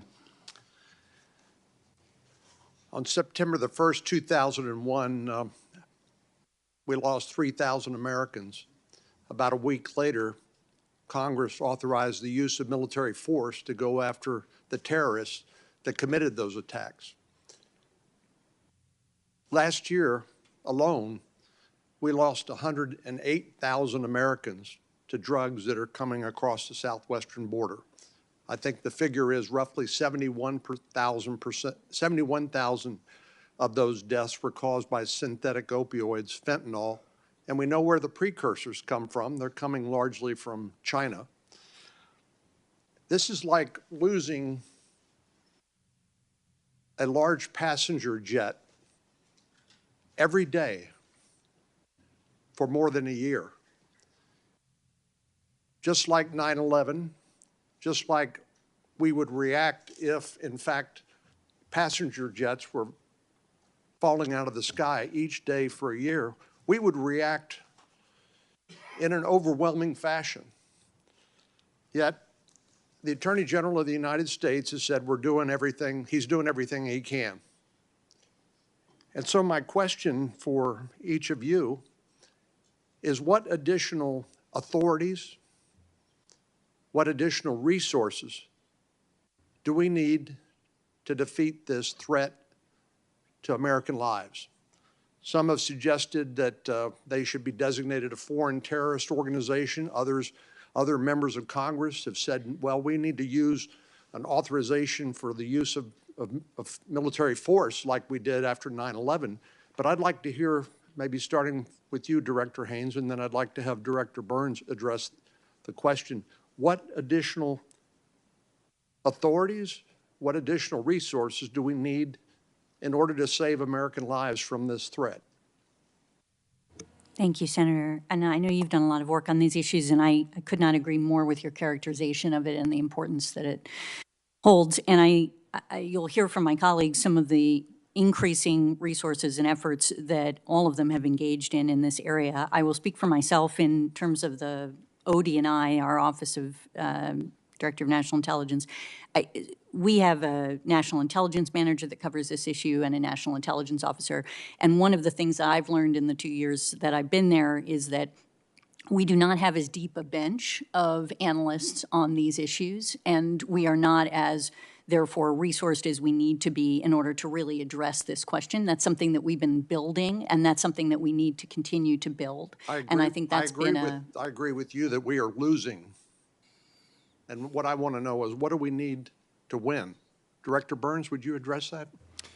Yes, sir. From the point of view of CIA, as we've discussed before, we've tried to transform our strategy through our counter-narcotics center, working with partners across the intelligence community and domestic and foreign partners as well, focusing on the entire network that you described. In other words, precursor chemicals, financial flows, the production of fentanyl pills and the equipment that goes into that, as well as disrupting that trafficking as well.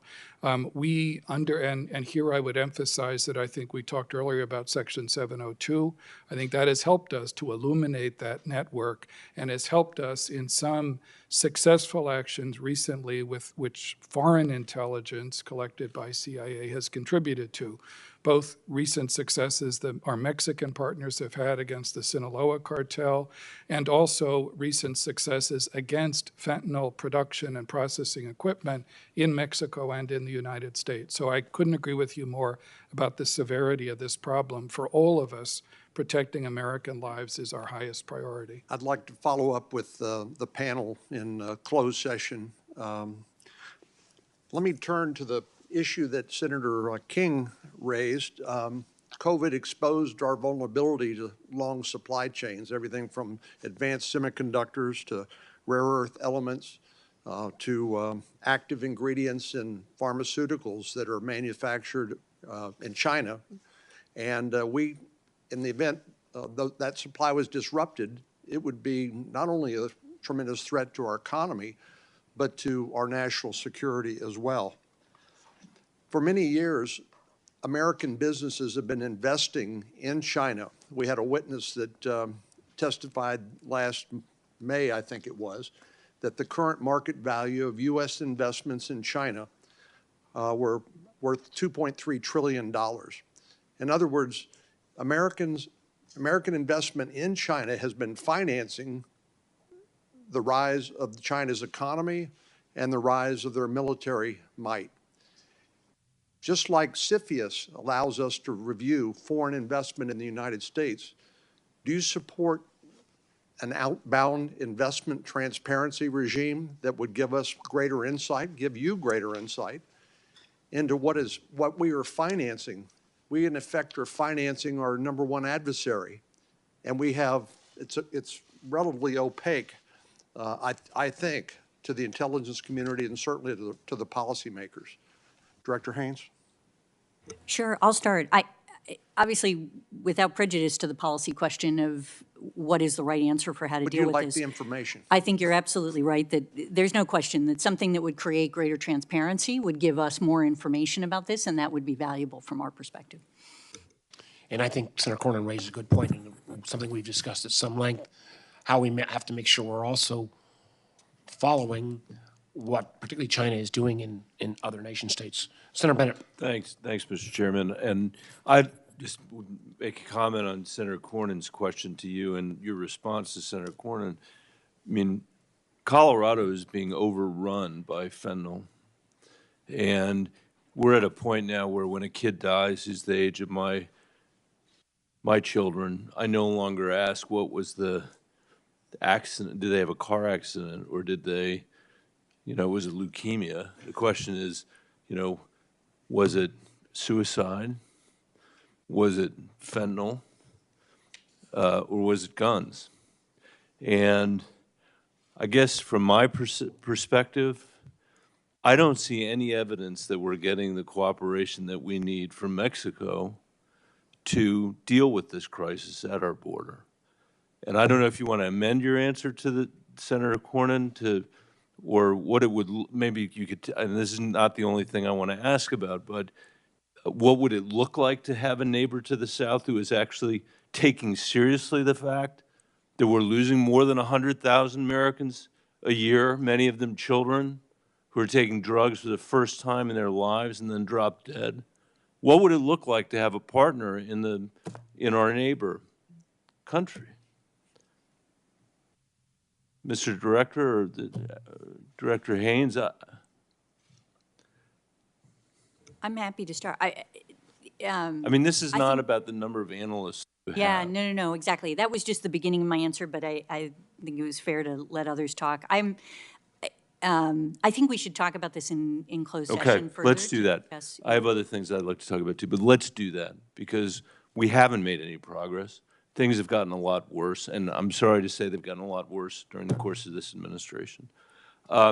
Second, Director Wray, you mentioned in your answers to Senator Rubio's questions about TikTok, how concerned you are, and the degree to which they're subject to the CCP in terms of their disgorgement of data and the potential use of that data to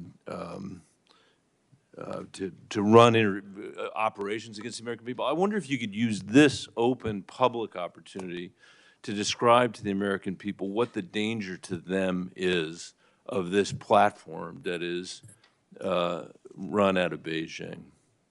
What is the danger to them? Well, let me start by saying the point that I tried to get to towards the end of my exchange with Senator Rubio, which is understand that the difference between an ostensibly private company and the CCP is essentially a distinction without a difference. Right. So if you were to ask Americans, would you like to turn over your data, all your data, control of your devices, control of your information to the CCP, most Americans would say, yeah, I'm not down with that, as my kids would say.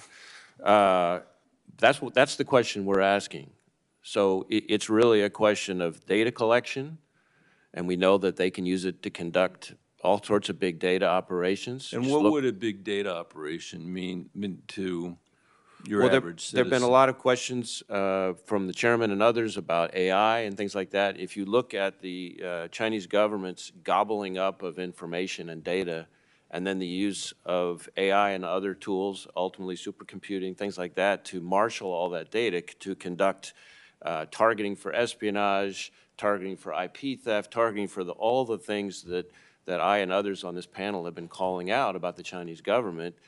Data is the coin of the realm. Those who have the best information have the power, and that's what that enables them to do. You just have to look at the Equifax hack, where they essentially stole the PII of half the population of the United States. And that's one Chinese government operation. So it's the control of the data to conduct all sorts of big data operations. It's the control of the recommendation algorithm, which allows them to conduct influence operations.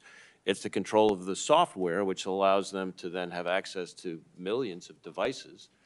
So you put all those three things together, and again, come back to the starting point, which is this is a tool that is ultimately within the control of the Chinese government, and to me, it screams out with national security concerns.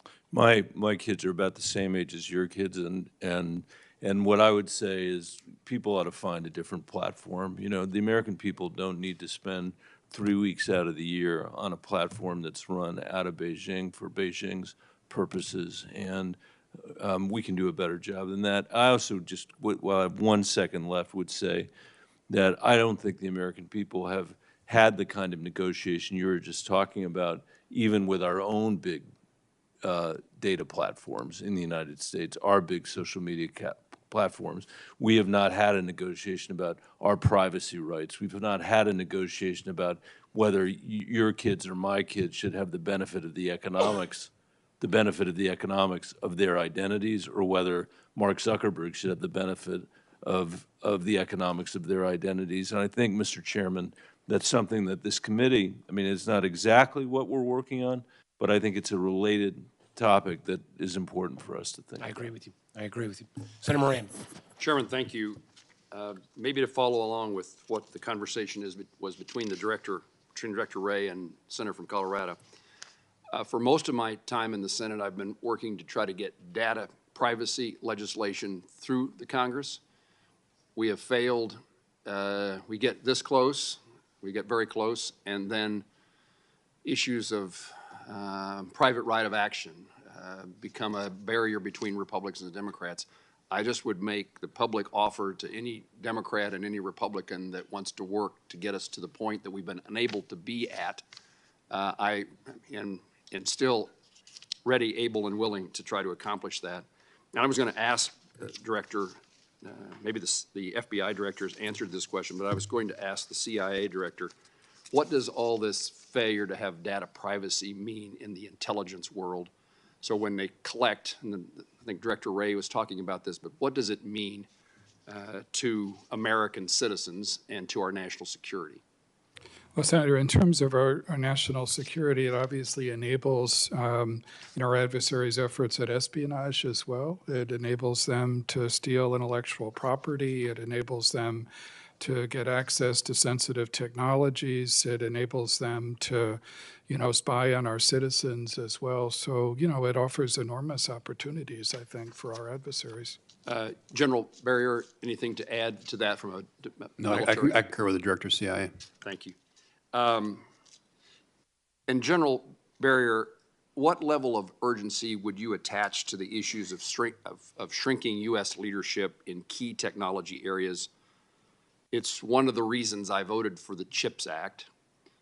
What would you identify as the challenges we face, and what can we accomplish in protecting our country if we will invest in greater levels of technical abilities? The ability to secure this technology keeps our adversaries from actually obtaining the kinds of kit that they need to develop their most advanced weapon systems. So our ability to protect those chipsets, the ability to produce them in the United States of America is very, very important to keep those out of the hands of our adversaries. I have additional questions on this line, but I think in the public setting, this is something I want Americans to know. I think it's our natural instinct to believe we are the best at everything. And we can be, and in many instances we are, but it's a different world than the one I grew up in which we absolutely were.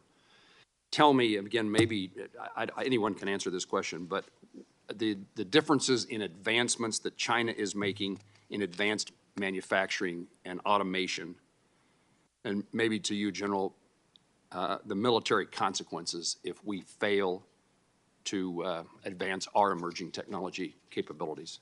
Senator, I would say that the Chinese are advancing very, very rapidly in every warfighting domain that exists, whether that's space, cyber, air and air defense, ground combat, command and control, cyber. They are making very, very rapid advances, and the Defense Intelligence Agency is taking note of that and watching it very carefully. We talked a bit about our neighbor to the south, a little bit further south in Latin America. Many countries in Latin America have elected leftist governments. What are the extent of the inroads that our adversaries have made in those countries which have been traditionally friendly to the United States? What's the difference in today's world in Latin America? I think there's a broad trend that some of our adversaries take advantage of. I mean, we see this when we were talking about technology, whether it's, completing deals involving Huawei or ZTE or 5G, which, as we've all been discussing, enable access to data. It's something we remind, countries with whom we deal in Latin America all the time of the risks of doing that, especially with regard to the People's Republic of China, their economic relationships that can add to corruption in those countries, that can make them kind of one-dimensional economies, more and more dependent on the export of commodities to China, incur debts which will complicate their own economic growth sustainably over time as well. And certainly adversarial intelligence services try to erode our influence, in a lot of those countries as well. So it's a real challenge as well. In some places like Colombia, where we've had longstanding relationships in fighting narcotics and in, supporting the progress of those countries economically and politically, I think we're still able to sustain, a lot of the cooperation we've built up over the last 20 years or so. So we just have to work hard at it, relationship by relationship. Director Burns, I was hoping you would answer that in 19 seconds shorter so I could ask Director Haines a question, but you failed and so I failed. Thank you. Well, I would say, Senator Moran, new member of the committee, but I think you focusing on this technology competition is spot on and appreciate it. Senator Gillibrand. Thank you, Mr. Chairman. Director Haines, in last year's Intelligence Authorization Act, Senators Rubio, Warner, Heinrich, Burr, Blunt, and I created the ARROW, the All-Domain Anomaly Resolution Office, to break down the stovepipes between the intelligence community and the military regarding unidentified aerial, marine, and other phenomenon, which could pose a risk to the safety of our service members, as well as collection risks against sensitive facilities and overseas military bases. As recent events have shown, we need more and better sharing between the intelligence community and our military, and the stigmatization of the service members and personnel who come forward with this data is unacceptable. Do I have a commitment from you and each of our witnesses that you will work to reduce stigma, share intelligence between agencies, and as you're able with the public to ensure that we understand what's happening in our skies and seas? Yes, Senator, absolutely. And I agree with you that this is an issue, and it's something that we've been trying to work through, both by sending the message from leadership that this is important, but also creating mechanisms that allow for people to do this more easily and with less sort of stigma associated with it. And is the ARROW office fully funded in your budget? Yes, I believe it is. Can you make sure, because it was left off last year from both the DoD and Intel's budgets? So, right, so it's in DoD, but I think our support is funded in the National Intelligence Program, and we'll check to make sure on So the everybody DoD. else can answer the question. I believe it is funded. Thank you. Yes. I support, Senator. Thank you. Yes. A related somewhat question is the issue of IC's agency's assessment with varying levels of confidence that most reported incidents can be explained by medical conditions, environmental or technical factors, and that it's unlikely that a foreign actor, including Russia, is conducting a sustained worldwide campaign involving hundreds of incidents without detection with regard to the anomalous health incidents. And that report was received in a very negative way by personnel who have been affected, by their families, because it essentially says there's no external cause, which I think is really problematic. I'm very grateful that the intelligence community has been determined to make sure that healthcare is being met and the healthcare needs, and that each of these service members and personnel are treated appropriately and humanely from that perspective. But I find it unacceptable that we are not continuing diligent analysis of possible causes. I do appreciate that the Department of Defense continues to do research in that regard, and I'd like General Berrier to give us an update on how you're looking at this issue and how you are continuing to assess possible causes, as well as possible delivery mechanisms. And I'd like to include delivery mechanisms from above. So whether it can be delivered by a drone or a spy balloon through a collection device or collection technology, I'd like an update, please. Thank you. Senator Gillibrand, DI participated in the intelligence community assessment. We had a multidisciplinary team of very senior analysts, counterintelligence professionals, and technical people look at the issue. I do concur with the assessment, but I also think our work is not done there. DIA continues to focus on, number one, the care of our officers who have been affected. We are doing some work on the analytical side, and we're doing work on the S&T side to determine causation, and we'll continue that work, and I've made that commitment to my workforce. And then I'd like a supplemental answer in closed session as well. Yes, ma'am. Thank you.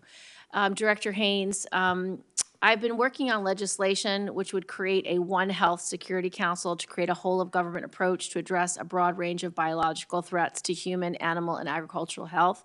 As part of the intelligence community study of the impacts of climate change on food security and social instability, how well positioned are you to support the U.S. in strategic competition for the kind of biotechnology innovations which will ensure our resiliency in the face of a rapid changing climate? This has been an incredibly intense area of focus for us, and you've seen us put forward in budgets essentially for bioconvergence. We've, proposed quite a bit of money on this. We now have the National Center for Biosecurity, as opposed to, it used to be the National Counterproliferation Center. It is an area where you'll see even our recent head is somebody of that center, is somebody with a history in this area. And we are increasingly working on essentially different mechanisms by which we can both promote greater exchange and access to expertise outside of the intelligence community and biotechnology and work, but also to understand better the innovations that are occurring there and try to make sure that we can take advantage of those so that we understand them for collection purposes and otherwise. just for the record, post 9/11, we had the 9/11 Commission to assess what went wrong with regard to 9/11, what we could have done to prevent it. The fact that the intelligence community still disagrees on the origins of COVID is concerning, and I understand there's a massive lack of transparency from the Chinese government.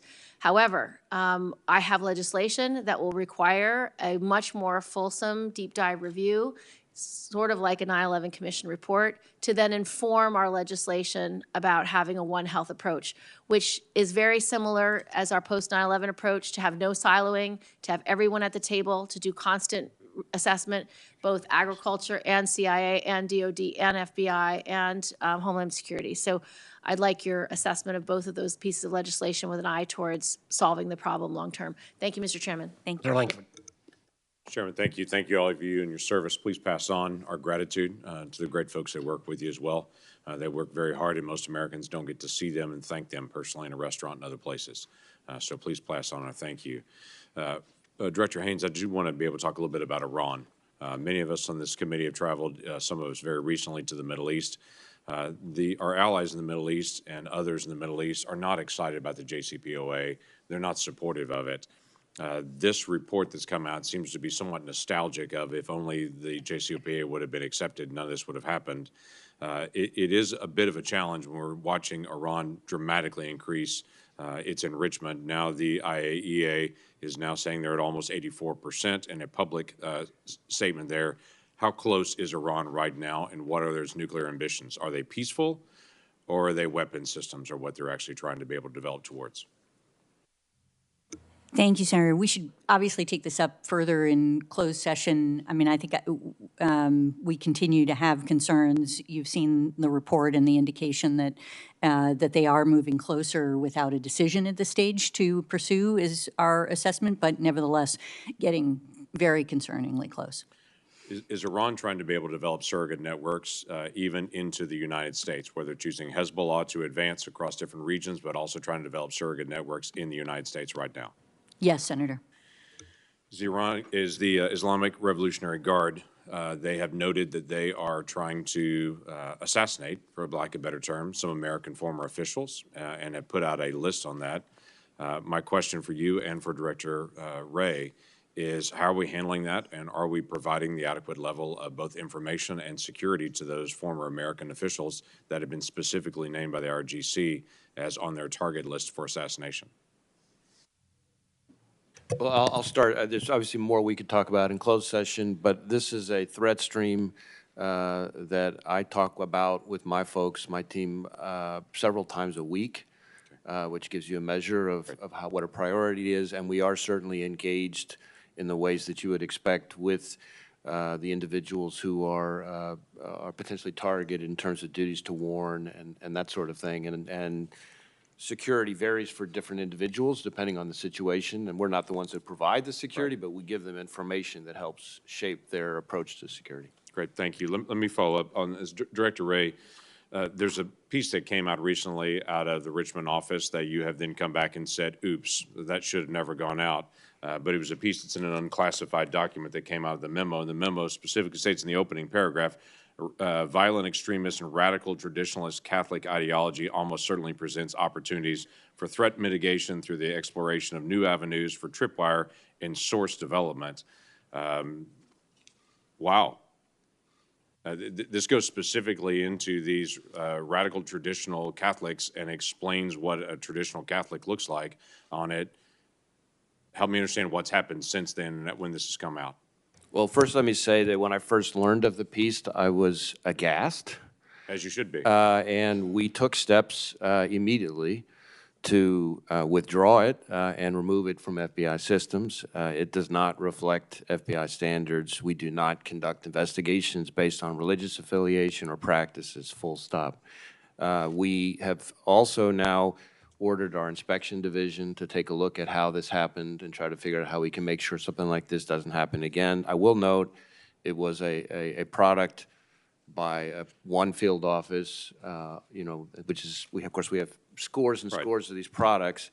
And when we found out about it, we took action. We are also taking steps to reinforce with our workforce all of the longstanding policies we have that speak to this kind of thing. We've got refresher training for the relevant employees, et cetera. And we do not and will not target people for religious beliefs, and we do not and will not monitor people's religious practices. That's not acceptable. That is completely not acceptable. That is, I had for the first time a couple of years ago, I had parents that came up to me in state and said, I went to a parent meeting at my school. Am I going to be monitored now? And after this came out, I have people that catch me and say, okay, I'm Catholic. Am I about to be monitored now? This sends all the wrong message on it. I do have to tell you, we've talked about this before. When I saw the memo and looked through it, I was not surprised to be able to see the source document that they came back through was the Southern Poverty Law Center, which we've talked about before, is not the FBI, but for whatever reason, the FBI continues to be able to count on them for who's the listing of a hate group. They have a long history of having anti-Christian bias, and there's multiple different entities that they've actually tried to go after on that as a hate group. But for whatever reason, the FBI continues to be able to count them as a source to be able to identify this. This is a very real problem. And the FBI needs to identify on its own. We have great resources. What are the threats there? Not outsource that to a group that is known to be not center-left, but far-left group and has its own set of biases as well. Senator Casey. Mr. Chairman, thanks very much. I want to thank the panel for your testimony today, your appearance, and also, of course, your public service. I'll direct my question or two to Director Haines, but I know this is an issue that has already been spoken to in the hearing. The chairman, the vice chairman, and Director Haines have all alluded to the important role that private industry has to play as we consider both economic security and national security. And the inextricable link between the two. I'm talking in particular, not only exclusively, but in particular about the People's Republic of China, maybe more specifically the Chinese Communist Party, and investment in China that could undermine our security. I am grateful, as always, that Senator Cornyn and others have worked on this issue with me, and I appreciate his question about the need for an outbound investment review that we're trying to get passed into law.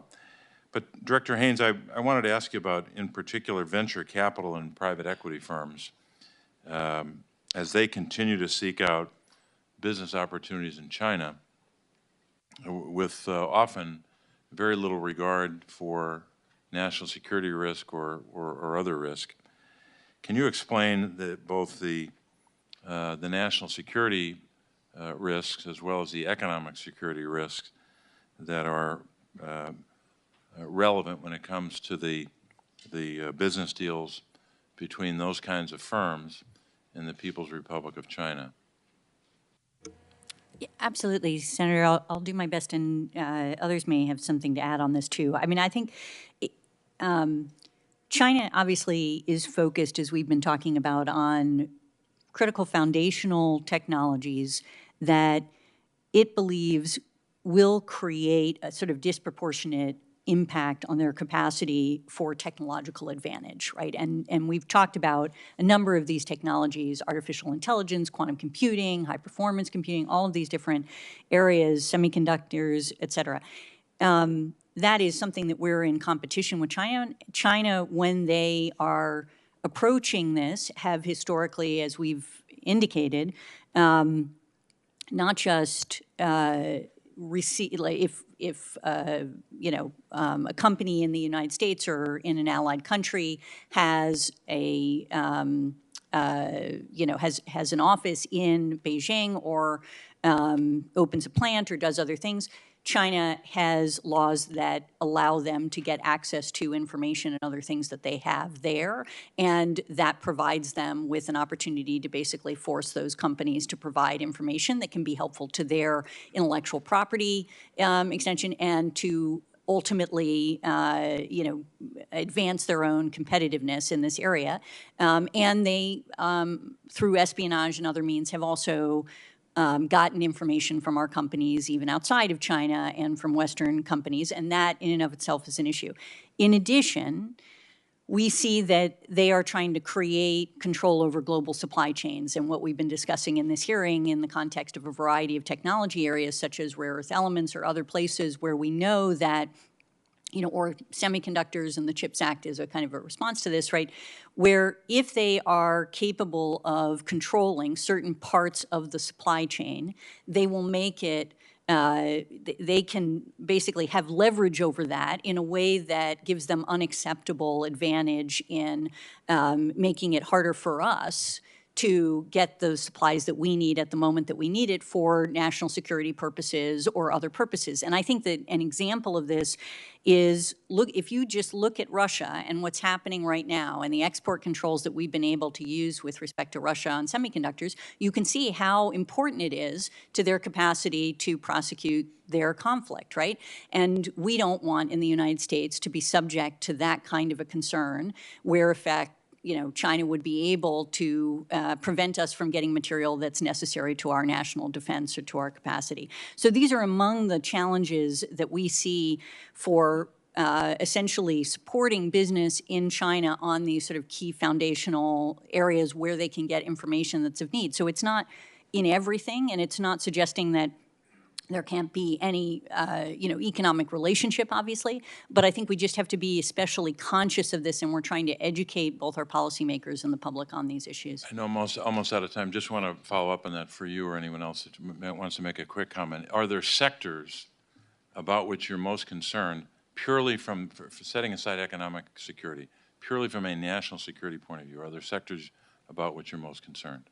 Yes, absolutely. Semiconductors, artificial intelligence, advanced computing, quantum computing, biotechnology, biomanufacturing, these are some of the most important areas that we have concerns about.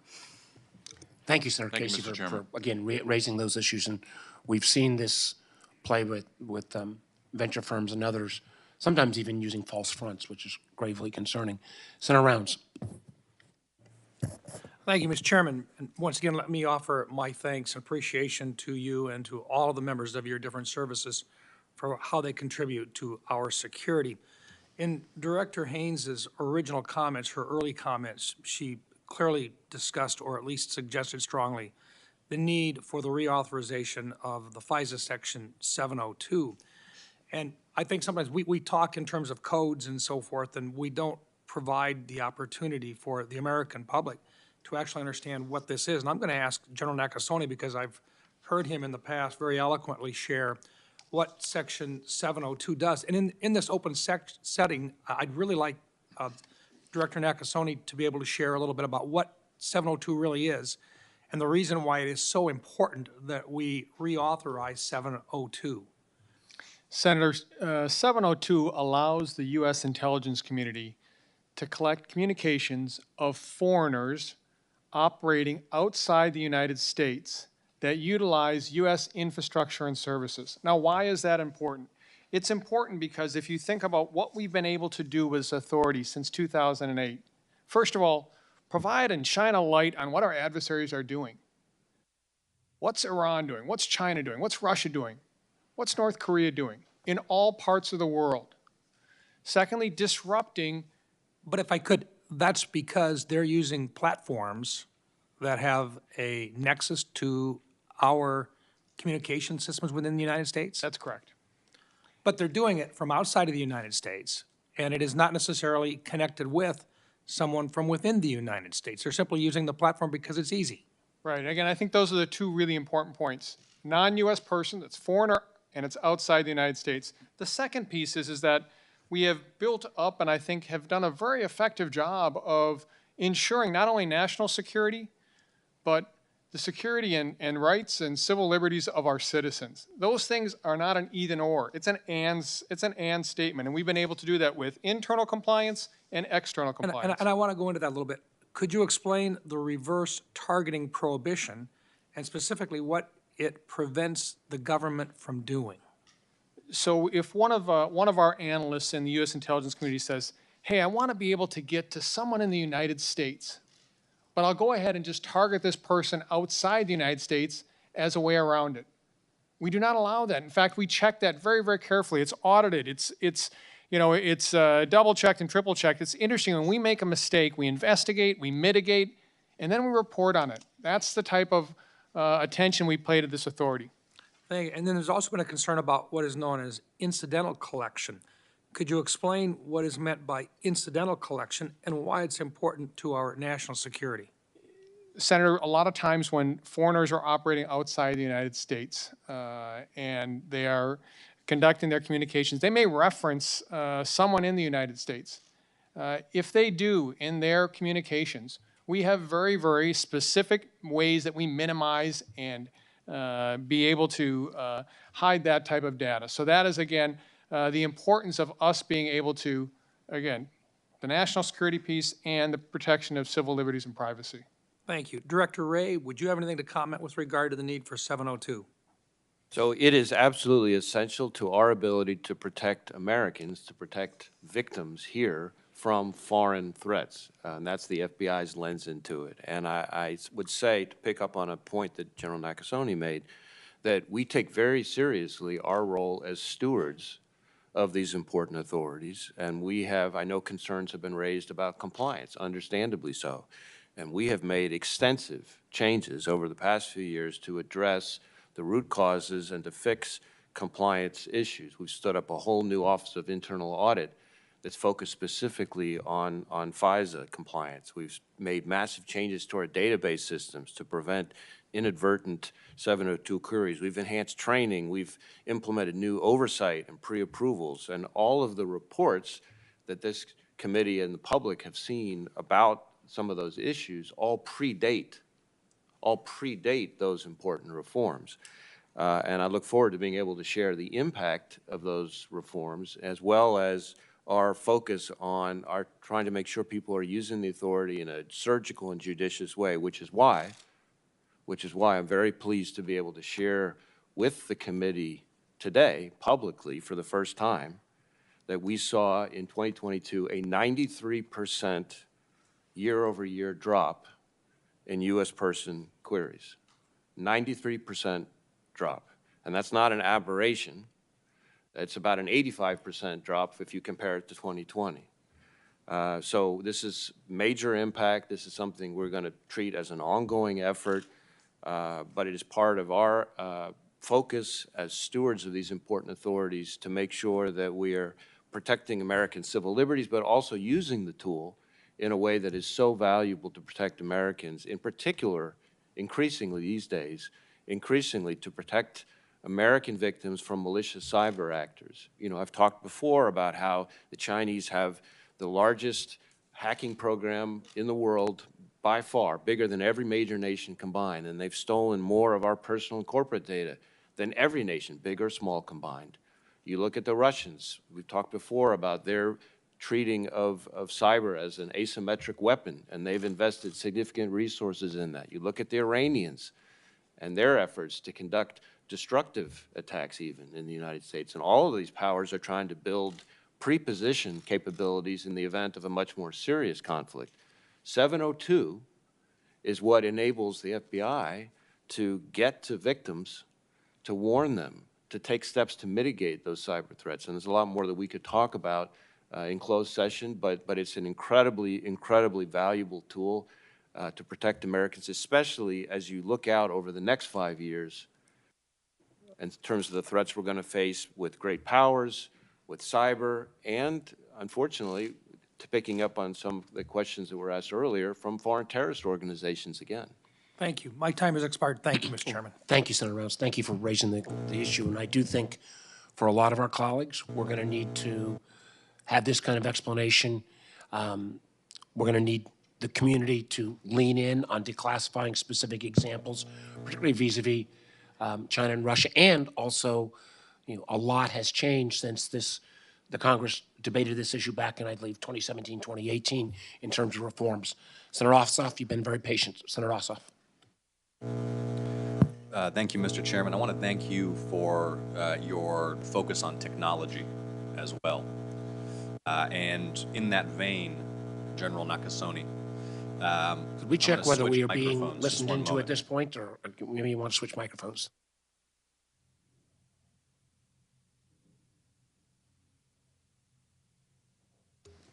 Mr. Chairman, we should probably get that looked at. Maybe General Nakasone can.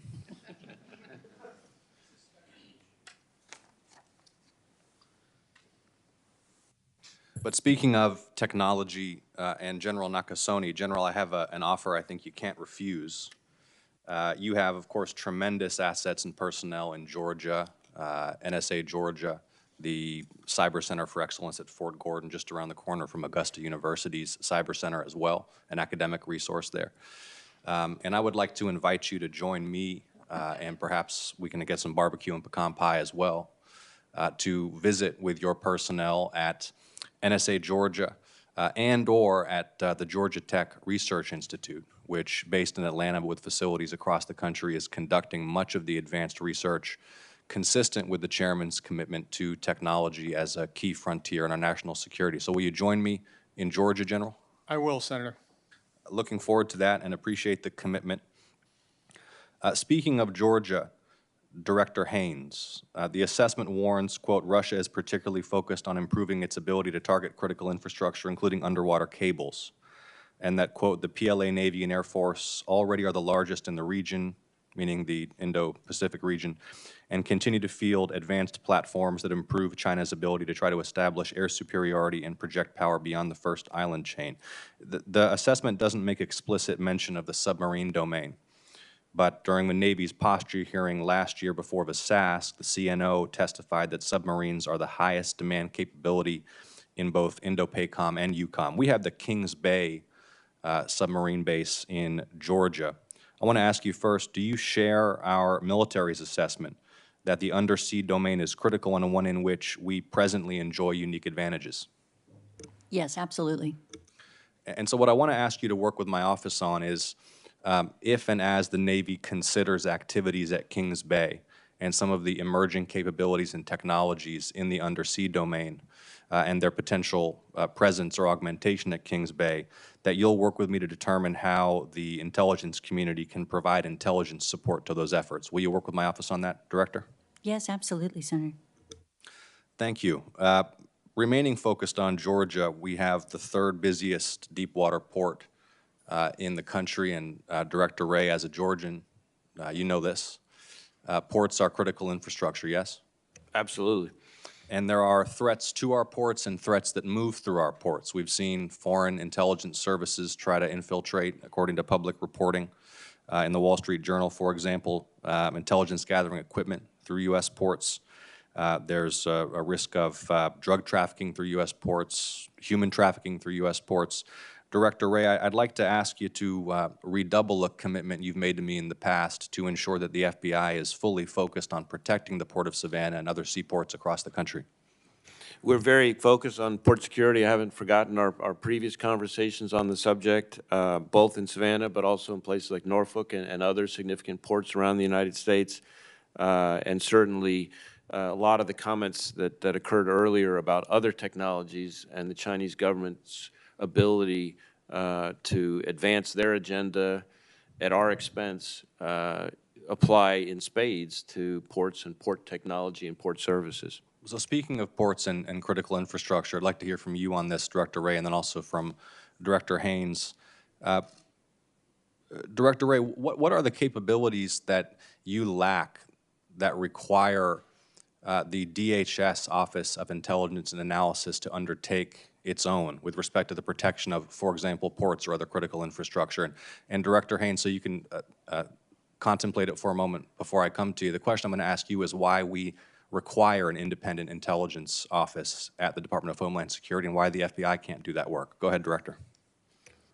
Well, I think we work well and closely with that office at DHS. I don't know that I could point to a specific thing that we lack, but certainly more players on the field is a useful exercise. Well, sometimes, unless there's duplication or overlap or inefficiency, right? There is that. I will say that what we focus on the most, and it relates to the overall theme of technology here from a different way, is that we in the FBI and to some extent throughout the intelligence community have a big data problem, to use the cliche, of our own, right? Which is that in every investigation, every intelligence analysis, the amount of data that is available or that is being reviewed has exploded over the last few years. If you just look at a typical FBI case, we've, in one active shooter situation, for example, to pick something simple, we've had ones where we've had more data pour in than the entire Library of Congress in just one investigation. So the ability to have tools and people who can get through that data as quickly as possible to figure out the important leads, to marshal that data, whether that's AI, whether that's data analysts, all those sorts of things become incredibly important to this community's ability to marshal the data and to inform the people who need to be informed. With the chairman's permission, could Director Haines answer my question as well, Mr. Chairman? Thank you. Thank you, Senator. There are a number of missions that DHS and FBI have in relation to domestic intelligence work that's being done across the nation, where they're really taking the lead. And, when you look at, for example, cybersecurity issues related to critical infrastructure in the United States, CISA within DHS obviously has an incredibly important role to play, as does the FBI in working with the private sector and with others on these contexts. And the advantage, I think, of having intel elements, for example, in both the FBI and at DHS is that they're able to work most closely under essentially with their agency and under those authorities to help to support effectively the mission that those agencies are taking. Does that make sense? Thank you, Director. We'll follow up. Thank you. Thank you. We're through the first round. I've checked with Senator Collins, Senator King. They're prepared to move to the classified section. Senator Rubio and I are. I think Senator Cotton and Senator Cornyn have one question each, and there's about 80 votes in on the second vote. I've not voted on the second vote, so we'll try to get through these next questions. We will then ask our witnesses to be able to exit the room first before the audience exits, and we will reconvene in our skiff here. Senator Cotton. Thank you. I want to return to the issue I addressed at first, which is politicization of analysis and resources. And that can happen by altering conclusions to fit a party line, but can also happen, as I stressed, in priorities and focus and resources. So, Director Haines, I want to return again to page 33 of the threat assessment, where you write, transnational, racially and ethnically motivated violent extremists continue to pose the most lethal threat to U.S. persons and interests. I just found that astonishing. I compared it to fentanyl, and you said you mean that in the context of terrorism, correct? So you'll agree with me that fentanyl is a more lethal threat to Americans than racially and ethnically motivated violent extremists? Yes, absolutely. But in the context of terrorism, your conclusion is that racially and ethnically motivated violent extremists are a more lethal threat to Americans than ISIS or Al-Qaeda or Hezbollah?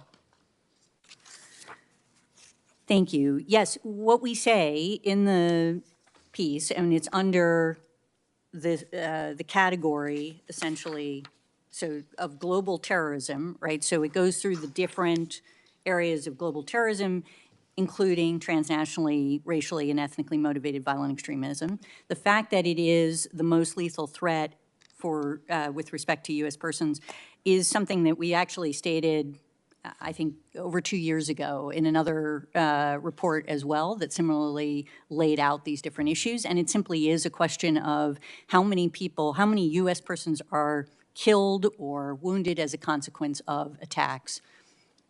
Director Burns, do you agree that racially and ethnically motivated violent extremists are a more lethal threat to Americans than ISIS or Al-Qaeda?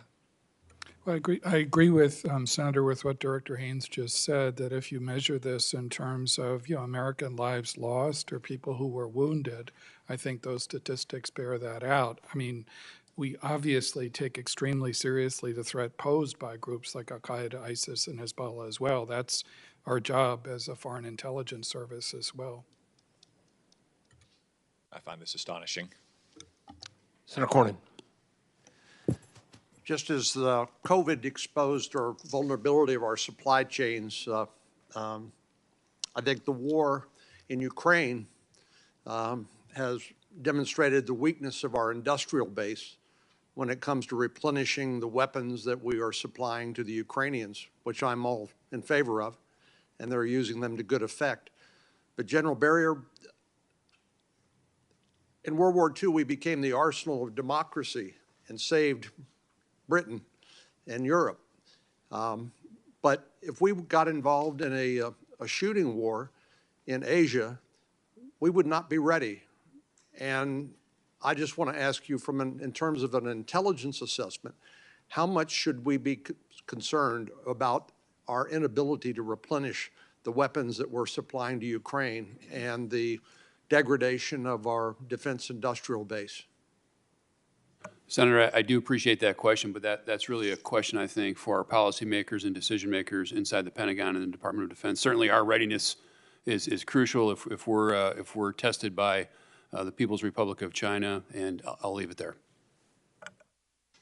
Well, we're coming to the close of this open hearing. I want to make two final comments. One, I know Senator Cotton raised this on his first round of questions, and I raised it in my opening comment. Part of our job is the intelligence oversight of all of your agencies and the other roughly 13 additional agencies. We want, following on Senator Round's questions, to help make the case, many of us at least do, about 702. And we're going to push you to declassify more information so that we can, again, convince the American public and, for that matter, convince the 85 or 86 or 84 colleagues, 83 colleagues, we're up to 17 now, who are not on this committee. It's one of the reasons why it is so, just does not pass the smell test, the administration and the director's current view about giving this committee access to the classified documents that we have every right to see in terms of our oversight role involved in terms of the documents that were found at former President Trump, President Biden, and President Pence's. This trust relationship has to go two ways.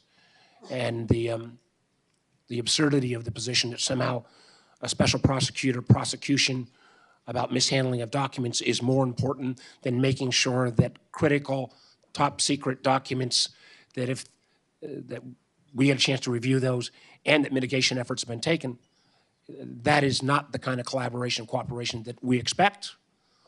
And it will tie and restrain our ability to kind of make the kind of trusting relationship with the non-members of this committee on issues like 702. So I want to be loud and clear on that, and I can assure you there's not a member on this committee, doesn't matter on which side of the dais they sit, that doesn't believe that. Last point I want to make, and then I'll turn it over to Senator Rubio, is that we get to see you guys, and we get to see many of you who are sitting behind you at these sessions and these hearings. We all want to make sure, though, that there are literally thousands of men and women, the vast majority of which who have to work in secret, in many cases can't even tell their loved ones what they're doing, that we have your back. We appreciate what you do. We are a safer nation and a stronger nation because of the work of the men and women of the IC, and we look forward to continuing to support you in any way we can, but we really do want to make sure that message is relayed to those not only back at headquarters, but in many cases, the men and women who are deployed all around the world. Senator Rubio? To just echo the point the chairman just made, okay, on this issue of the documents. Let me just take a hypothetical. Well, let me start with this. Every agency of our government, right, they come here before Congress, have oversight committees, they have public hearings. Questions are asked. They have to answer them in public. People have to testify.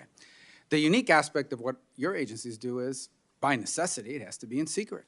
Most of what you do has to be kept secret. That's the work of intelligence. So how do you conduct oversight over something like that? For a long time, there really wasn't any congressional oversight until the mid-1970s when committees uncovered all kinds of situations involving the intelligence communities, actually almost destroyed the CIA. And the result is the creation of this committee and our counterpart in the House.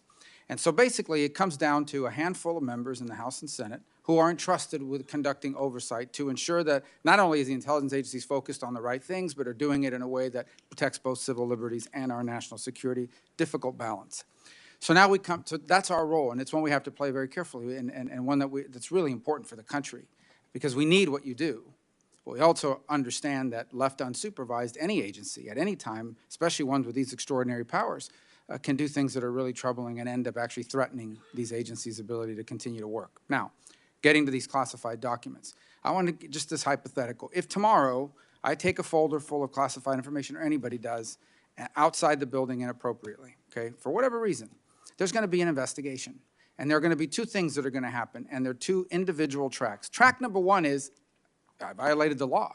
I potentially committed a crime, has been committed because information that's classified was removed from its proper setting. And the result is that there's going to be an investigation, and it could involve the criminal justice system. In most cases, obviously, when it comes to former presidents, may require special counsel, but generally it's the U.S. attorney that's going to look at that and figure that part of it out. Okay? That's not our oversight, and that's not our job to interfere in that. Separate from that is the job the intelligence agencies have of assessing, okay, this is the information that was stored inappropriately. Here's the risks to the country if that information was seen by someone who shouldn't have seen it, and here's what we are doing to mitigate against that risk. How can we possibly conduct oversight over, A, whether you've assigned the proper risk assessment, and B, over whether the mitigation is appropriate? How can we possibly do that if we don't know what we're talking about? And that's really the situation that we're at right now. And that is that even though undoubtedly the information that was found in all three sites and so forth are things that we would have had access to, unless we can identify them, we can't begin to, A, opine over whether or not the risk assessment is accurate, and B, whether the mitigation that's been assigned is appropriate.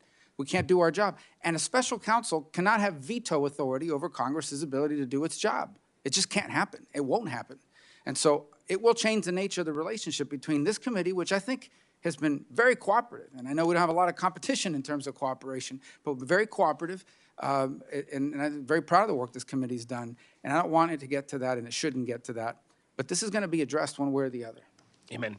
And with the recognition that I run a risk that other members will come back with one last question, James, you're going to get the last bite, but then once you're done with that question, appreciate, and I think I can speak for all of the members, we would all echo what all the members on both sides of the dais would agree with what Senator Rubio and I have just said.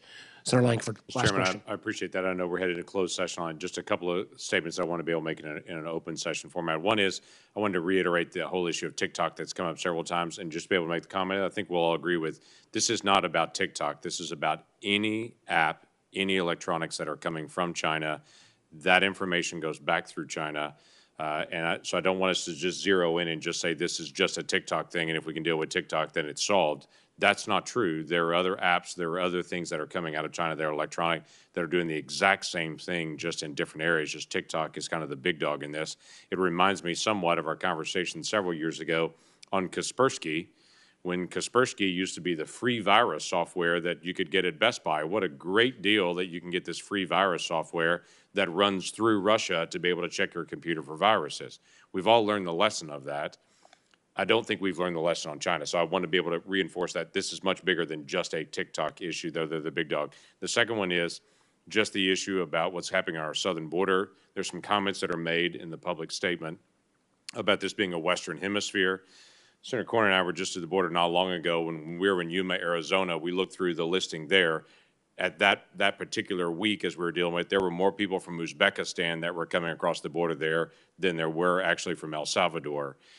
When we were there, we actually walked up as the Border Patrol was arresting 2 Chinese nationals coming across, and we're fully aware we're dealing with more than 100 Russian nationals that are crossing our border every single month illegally. So my issue is here, this is a national security issue, as we've identified individuals crossing our southern border that the FBI has interdicted that are coming to assassinate former President Bush not long ago that came back out. So this is a bigger national security issue, and what I want to reiterate is this is not just an issue of push-pull factors in the Western Hemisphere.